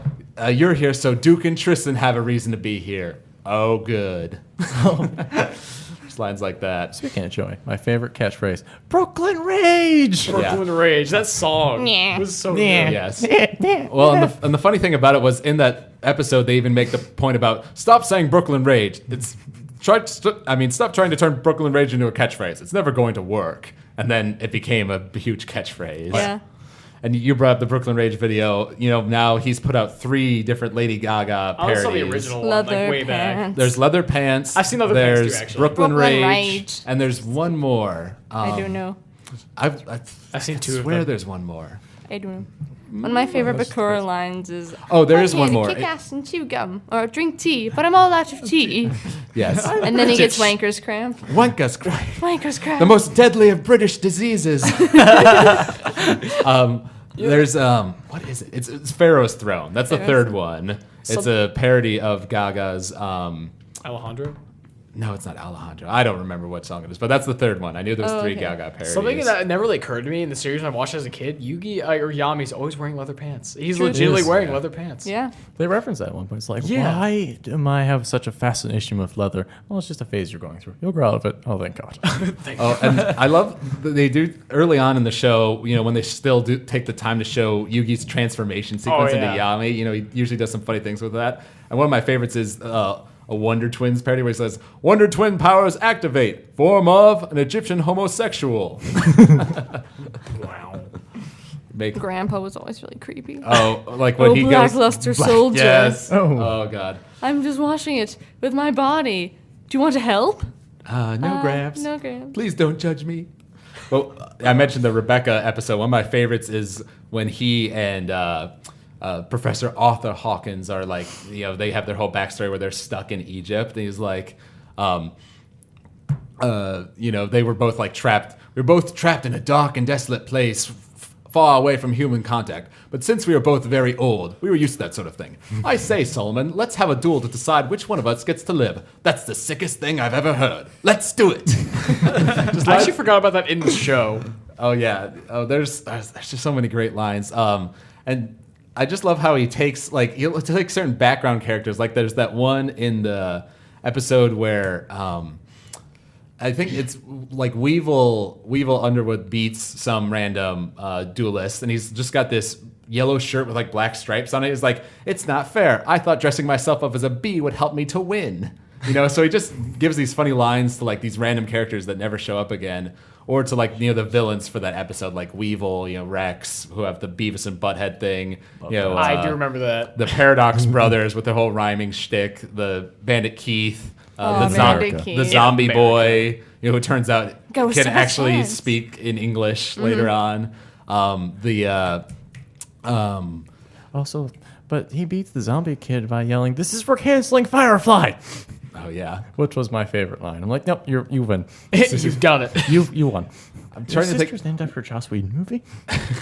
I'm trying to think. What are the names? Oh, the Esperoba brothers. That's it. The guys with the green hair and the psychic powers, quote unquote, that just scream every word they say. They're Yeah. like, excuse me, would you like this baby? We don't want it anymore.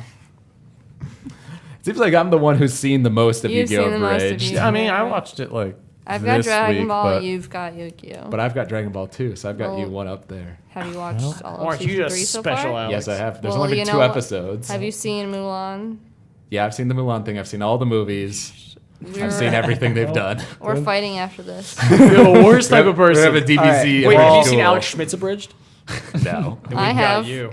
Oh, Real quick before we move on, Mark, I just want to mention because there's the main series that Lil Creep was done, and then there's all the other like spin-off videos. Like there's the Evil Council videos. He's done like up to 4 of fun. those, which give Merrick and Bakura more scenes together, which is always a good thing because they're my really hilarious. favorite duo in that entire show. although there's a whole series of Merrick plays. Oh yeah, Like Merrick plays Mass Effect. yeah. Oh yeah, I And, do. and know they've about done that. TeamFourStar's done that too, where it'll be Nappa and Vegeta. So it's two Saiyans play, and they'll play random video games. I have not seen that, and I they're I need to really play these. great. Yeah, they've got a channel watch for it this. now on YouTube, actually. Vegeta. What the heck's a Marth? But Never seen them, I they have got no idea. that. He did he's done both Yu-Gi-Oh movies. The first one, which I actually like the best, it's like a half an hour, version of that movie. Wait, he did the movies? I didn't Did know they he do the movies. one with the Pyramid of Light? Yeah, the Pyramid of Light Oh one is the one I'm god, talking that one about. is an abridged series in its own self. I forgot about the Pyramid of Light till It's right so dumb. They even do there's a season 0 abridged movie that only came out in Japan. They do that. He's actually done 2 episodes on season 0. Have you seen those ones? No, It's I haven't. great. The second one is like one where everything about the world is different. So like Kaiba is like super nice. Oh god. He like sings the Mr. Rogers Neighborhood theme, and Oh he's like, god. "Hello, friend." No. I want this. No. Yeah, so much. It's a great little episode. He's done the Evil Council videos, the music parody videos. Then he contributed with Shady Vox, who does Yu-Gi-Oh GX Abridged, and Wait, I haven't watched. It's like our friends at and, Yu-Gi-Oh GX. and Azure Pro, who does Yu-Gi-Oh 5D's Abridged, and they all came together for the big movie. Go on. How would you take your headphones off the microphone, Kenny? How about the microphone likes my headphones like it is? Okay, fine. So that was the new Yu-Gi-Oh movie, and they all collaborated on that, made it into a big spectacle. And then there's like the Christmas episodes. There was a whole one about like Kaiba finding his real father.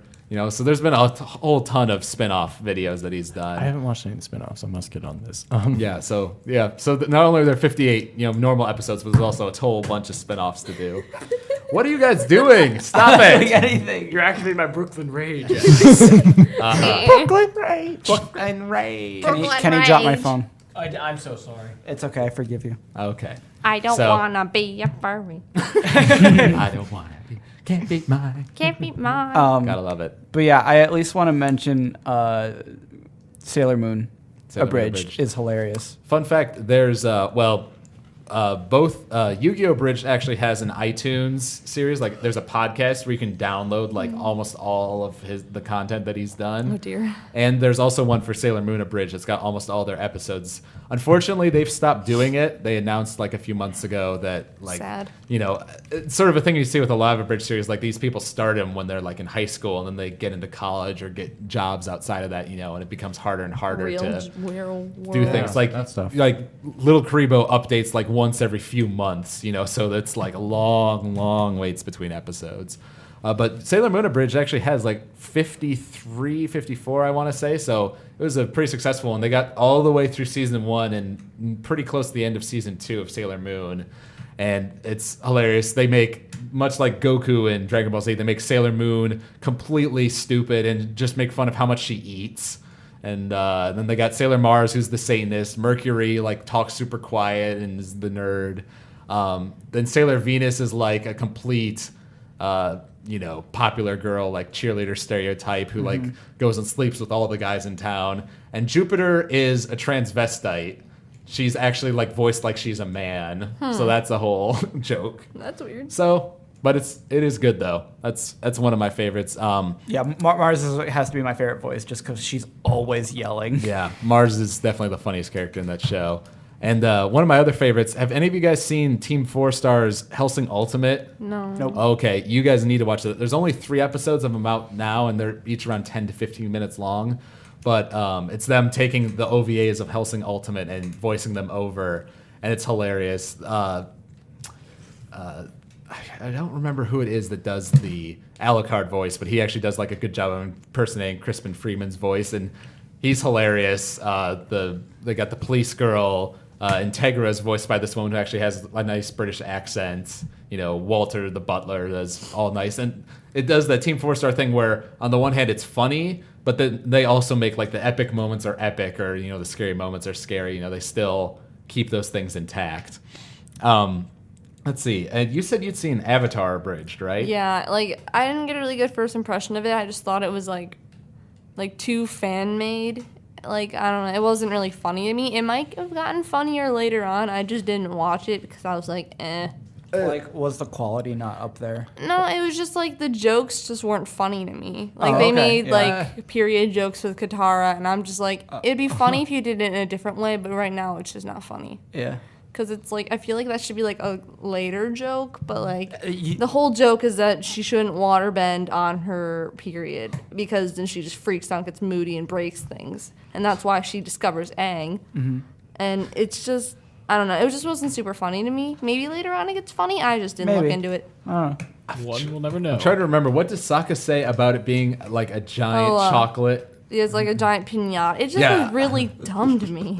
After they break open Aang's little ice thing, he's like, oh my god, it's a chocolate pinata. He's like, what you talk about, Sokka? In ancient times, people buried chocolate people inside these giant blocks of ice, and then you opened up the thing and ate the chocolate people like chocolate cannibals. And Katara gets this look on her face, and it just cuts to her with the stick. She's like, give me my chocolate. And she breaks it open, and then you get blinded by the light playing as it goes up. That actually sounds kind of funny. Yeah, At least that part. The first episode isn't the best, I'll admit, but it gets pretty funny later on. Like, my favorite that they do with is what they do with Zuko's character, because he's like this super whiny voice, like, Uncle, I haven't finished my firebending training yet. When am I going to get to more advanced firebending moves?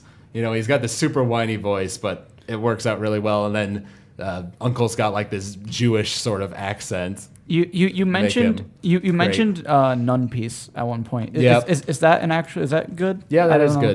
good. That's by a guy called Purple Eyes WTF. He's one of the more recent generation of abridgers, if you want to call him that. He started out doing Code Ment, which is an abridged series of Code Geass. That's actually I don't know. I think I like Code Ment more than Nun Piece, just because Nun Piece is great for the first 2 episodes, and the ones after that I don't like as much, just because they become super random. Like, he just loves throwing random images on screen and just like making things really crazy. So I'm not as big of a fan of that. Yeah. But the first 2 episodes are hilarious with Nun Piece. Like, he makes it out to be that Luffy's like this 45-year-old man. He's like, you try getting wrinkles when made of rubber, and things like that. What? Yeah. Well, he says he's a 45-year-old man, but it really doesn't come up again. He's just got this really like smokerish voice. Okay. But the Code Ment Abridged series is great. He parodies Lush and makes Suzaku out to be super stupid, which he sort of is in that show. Like, He's just naive. Yeah, they make fun of like the little spin kick he does. Like he does that every time he fights. Zaku. Yeah, Spin Zaku. I love Spin Zaku. And when he has his shades, he's Cool Zaku. And No, if you enjoy Code Geass, you should definitely watch Code Men because Okay. it's pretty good. I've seen all of Naruto Abridged. Yeah, we didn't talk about Naruto Abridged. That's Masako X and Vegeta like Number. 3986. That's sort of the other like big abridged series, you know, with It was Yu-Gi-Oh! funnier than I thought it was gonna DBZ. be. It's pretty good. It's not nearly as good as Yu-Gi-Oh! DBZ No, in my I fought opinion. it for a long time because I'm like, no, I like Naruto too much to make fun of this. And then I watched it and I'm like, this is beautiful. Yeah. Well, I've tried showing Matt Lunn some Evangelion abridged series because there's there's three I know of. There's one by an obscure group, and I watched their videos a long time ago, but they weren't the greatest. Then Lil Kribo actually did one. He does this really cool thing called Card Games for Charity, where he like sells a bunch of Yu-Gi-Oh cards on eBay, and they raise money for charity and give it to like Child's Play or something like that. And for one of these things, they auctioned off what show he would, like a one-off abridged series he would do, and Evangelion like got the most votes, most money to it. So he made just like a 10-minute one-shot abridged series of Evangelion, like the first episode. And then there's this guy called YuGiOh who does like anime reviews. I've mentioned him before on the podcast. He actually did a series called Ava Abridged. That's basically the same thing, you know, abridging the Evangelion rebuild film, so they look all nice in HD. But they're pretty funny. I like the Naruto abridged, especially. One of my some favorites is Kiba and Neji being total bros. Yeah, dude, excellent. Or Clara of the funk. Yeah. I also love what they've done with Sasuke and the whole like rescue Sasuke arc. Yeah, I like the whole log joke. Yes. I love the log.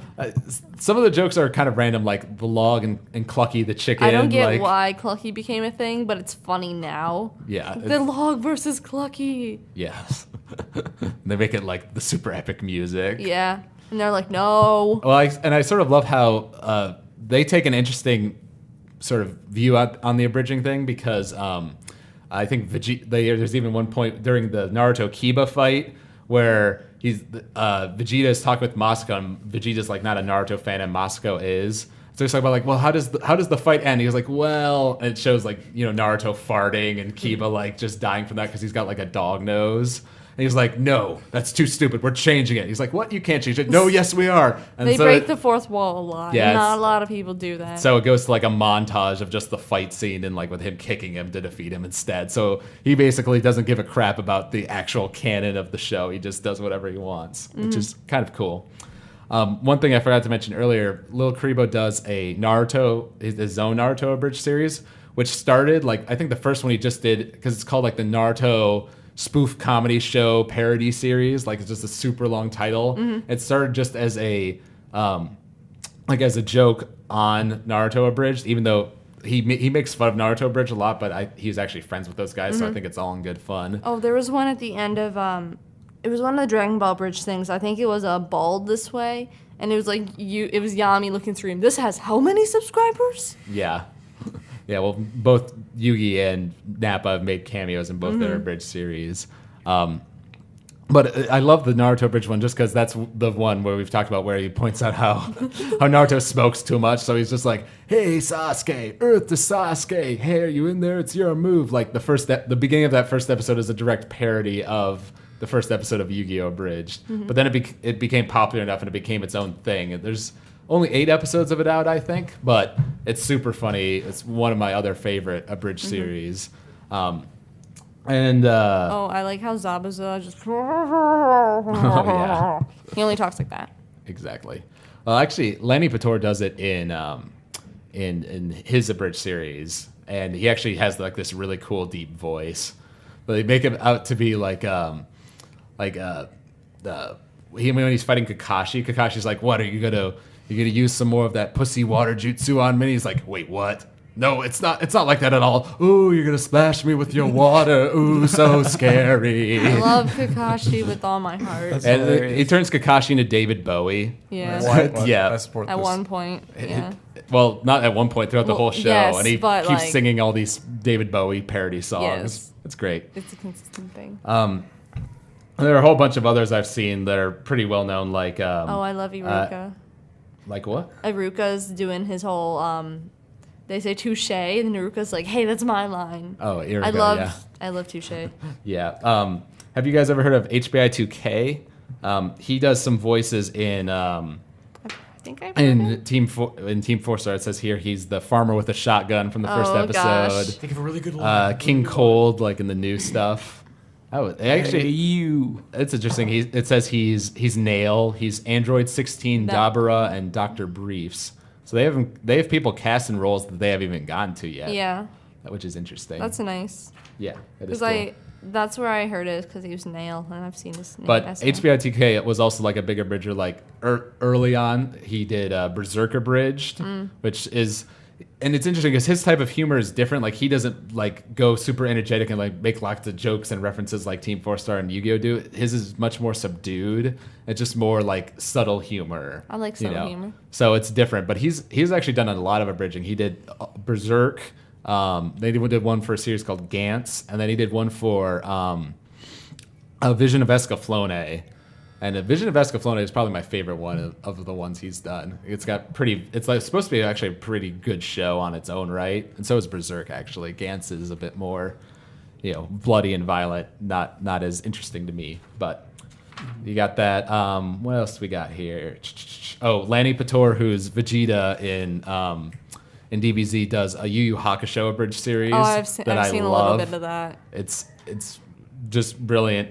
Like I said earlier, Shady Vox Kuwabara. Shady Vox does Yu-Gi-Oh GX Abridged, which is another one that updates slowly, but I refuse. it's pretty great. There's a great Death Note one I love by a guy called One Kids Entertainment. What else we got here? Kaiser Neko did a Lupin Abridged series. There's only a few episodes of it out, unfortunately, so there's not a whole lot to love there. But there's a Gundam one I've watched. There's a Pokemon one I've watched that's pretty good.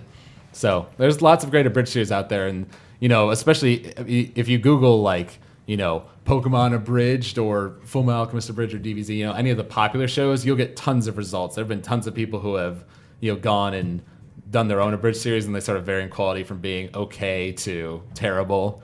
But it seems to me though, if I was ever to try to do one, I would try to go for a show either that hasn't been done or isn't like super popular, like obviously Naruto, Bleach, One Piece, all those are gonna have a ton because they're super popular. Yeah, like I actually got really eager as I saw a Clannad abridged. I'm like, oh, this might be really. It was just dumb. It was just really, really, really, really dumb, and I was disappointed because Yeah. I really like Clannad, and I could deal with people making fun of it. It was in a good way, but this was in a terrible way. Unfortunately, bridge series are either hit or miss. Right, yeah, and that mostly was if you a actually good ones. gigantic miss. Yeah. Usually though, Gigantic. if you find one that's got over 100,000 views or whatever, usually those ones are pretty good because they've been seen by a bunch of people. They There must be a reason. Watch their own video 100,000 times, make it look like they're famous. It's possible.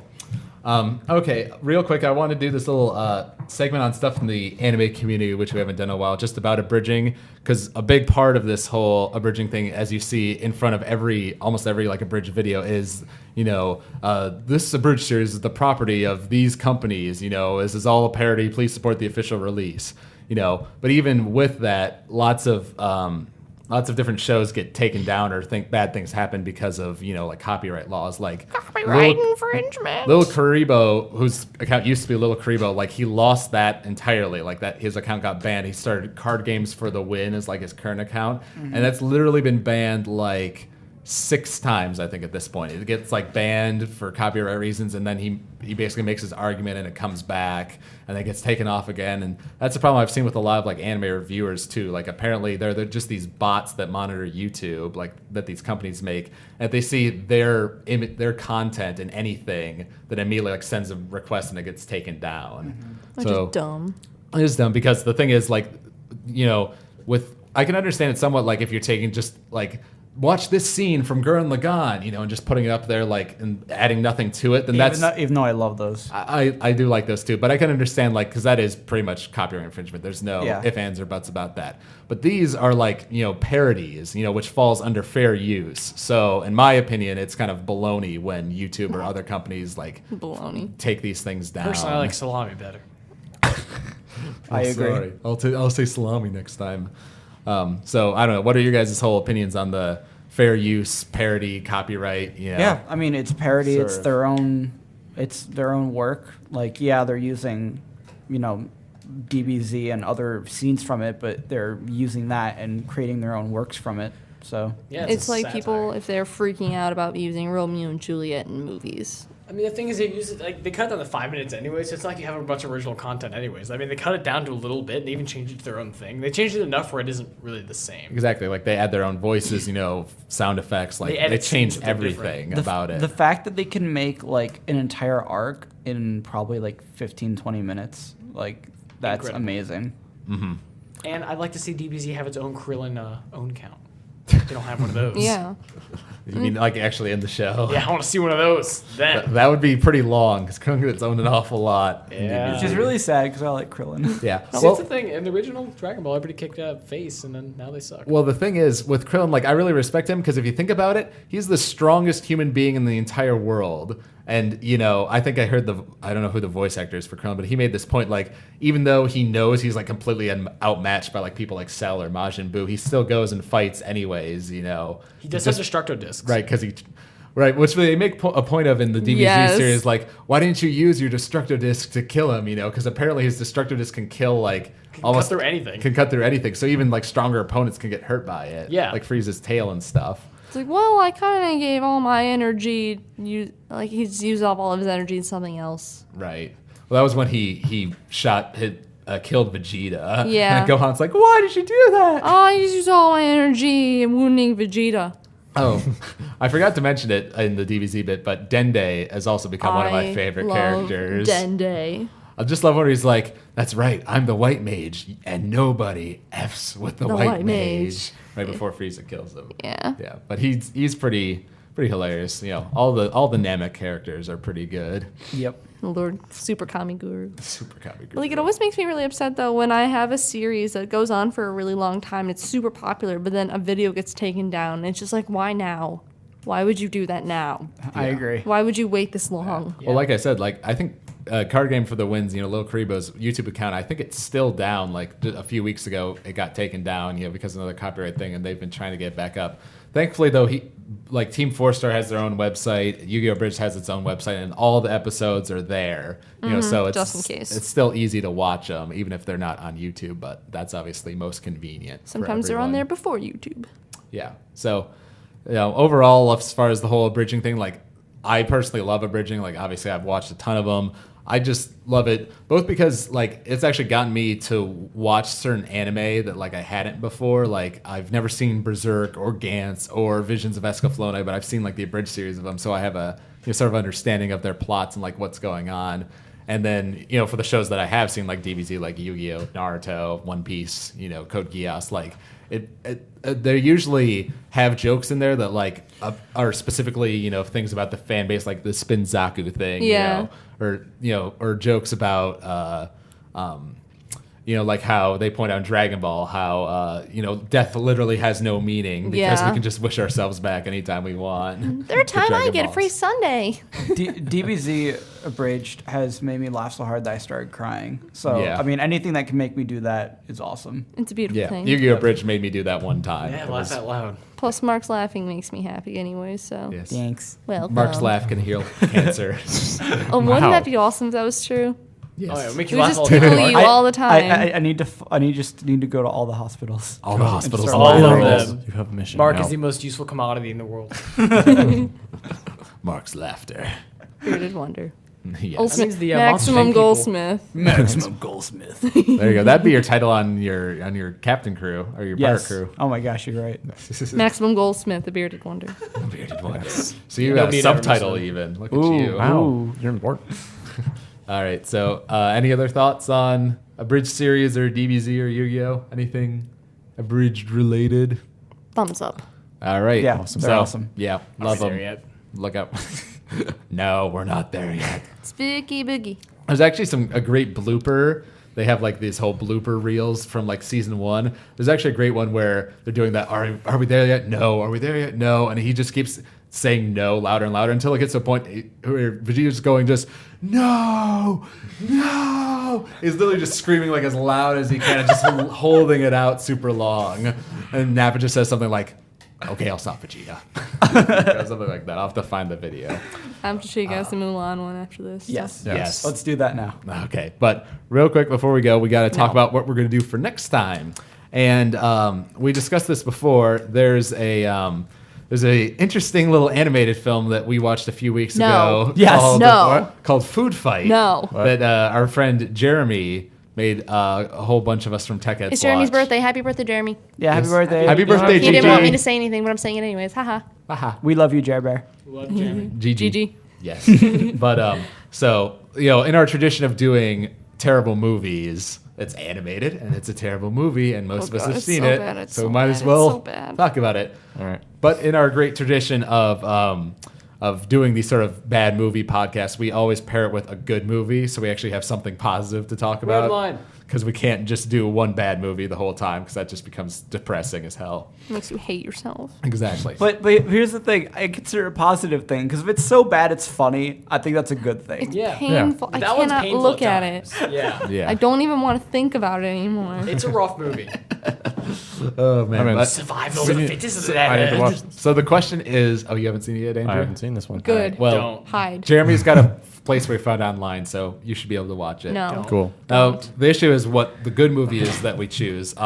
I sort of have 3 ideas in mind. One is Pokemon Heroes, movie Clara mentioned on our movies podcast. I can That's have her it mailed over. favorite Which Pokemon one? movie. What? Which one's Wait, that one? That's what is One with Latios Latios and Latios. Latios. Oh, I remember I that never one. saw that. That one, they're like It'll in make you Ve- cry your they're- eyes They're out. like in Venice, though, right? Or Yeah. something? Yeah. I was there. It's sort of like a parody of been to Venice. Venice. So there's that as a possibility. I've been wanting to do one of the Satoshi Kon films for a long time. They're some of my favorites. Not as Wait, the gangster? no. Wait, what do you mean gangster? I think he was thinking Al Capone. No, I know. That's why I always make fun of it. Oh no. Yeah. I was waiting until you realized, Alex. You never caught on. Oh. Satoshi Kon, Al Yeah, Capone. no. I get it. I love you, Satoshi Kon. His movies, they're not like super dark, but they're certainly more serious, dramatic films. Not as funny as something like Pokemon would be, but they're really good movies. Especially Millennium Actress is my favorite. They have the DVD at the library, so that's a possibility. Possibility number 3 is Redline, a film which a number of us have already seen. I actually own it, a nice HD copy of it on my computer. Didn't we do a podcast of that last year? Nope. Believe it or not, we mentioned it on one podcast and sort of talked about it, but we never did an official podcast on it. Oh, Wow. well then let's do that. Like I want to do that one because oh my gosh, it's such a fantastic It movie. is ridiculously awesome. So I'm okay with that or Pokemon. Which, it I'm sounds okay like with either of Redline those. yeah, or I can, Pokemon. I can do either. I say we do Pokemon another day because I want to see that definitely. But like Redline has to be one of my favorite anime movies. I So see. it's super good. So we'll pair it with something really, really, really, really duty. So I'll have to watch what Food fight. Yeah. No, Alright. hide, run. Okay, fine. Hold on. Was it so bad that you wouldn't suggest it to someone as Yes. a good Yeah, bad it's like movie? Birdemic. Yes. I wouldn't suggest that to anybody. See, Okay, the main character's voice is Charlie Sheen. that is I- actually what? an argument where you just stop he's watching. not it. Really? actually- No, I have to see this now. I like feel obligated. I thought it was so bad it was funny. Doc Another Brown's one the- is that's Hilary why- Doc Duff. Brown's the main villain. I didn't actually mind Charlie Sheen's Voice voice though. He was like the one character that was actually trying. The robot made He's it for me. stoic. He's like, I'm gonna save the world with my Yeah, body. he was Oh, the no, super I- serious That was a detective. perfect I, imitation. I loved the robot, just the way it walks and the whole like exchange. Oh wait, that thing was a robot the whole time. Yeah, we'll talk about it in the next podcast. Actually, But it's everything- good. Let's just Okay. There's robot first nothing opinion. in this animated movie that is beautiful or good. No, and that's what makes it funny. It's great. There's nothing Yeah. I like about it. So- you just have to watch it in a group. That's the thing. If you watch it And by the first yourself, guy had different I'll yell at my audio than friends. everybody else. Yeah. I'll His go audio with my was just friends on this. different. They'll Yeah, they'll it was watch something. bad. They'll watch anything I tell them. sounds like we've decided on Food Fight and Redline. Yeah, To so- watch too. Oh, so. woo Films for next time. Yeah, we'll get a Redline watching I party realize together. Jeremy has to be on this podcast. Oh no, he'll definitely be on it. He's the food fight guru, so we'll have him on. So dumb. Well, thank you guys very much for being on this episode of Shredded Cels. All of you out there can email us at techheads@avwproductions.com. You can follow us on Twitter at techheadsou. You can like us on Facebook. You can subscribe to us on YouTube. We are AVW Media. You can also subscribe to us on iTunes. Give us some ratings, reviews. Tell us what you think we're doing right or what you think we're doing wrong. All the love. We're always available for feedback. I Definitely. am Darth Schmitz on Twitter. I'm Clara Lillian. Andrew, I don't have the Twitters. Mark, I'm M. Goldsmith. Kenny. Kenneth_McNulty. There we go. So thank all of you out there for listening to this very special episode of Shredded Cels, episode 28 on YuGiOh and DBZ Abridged, as well as Psychopass. We'll be next week to talk about the finale of that particular show, as well as Food Fight and Redline. So look forward to that. It'll be awesome and action-packed. In America. We're finally here. This product is copyright AVW Productions 2012.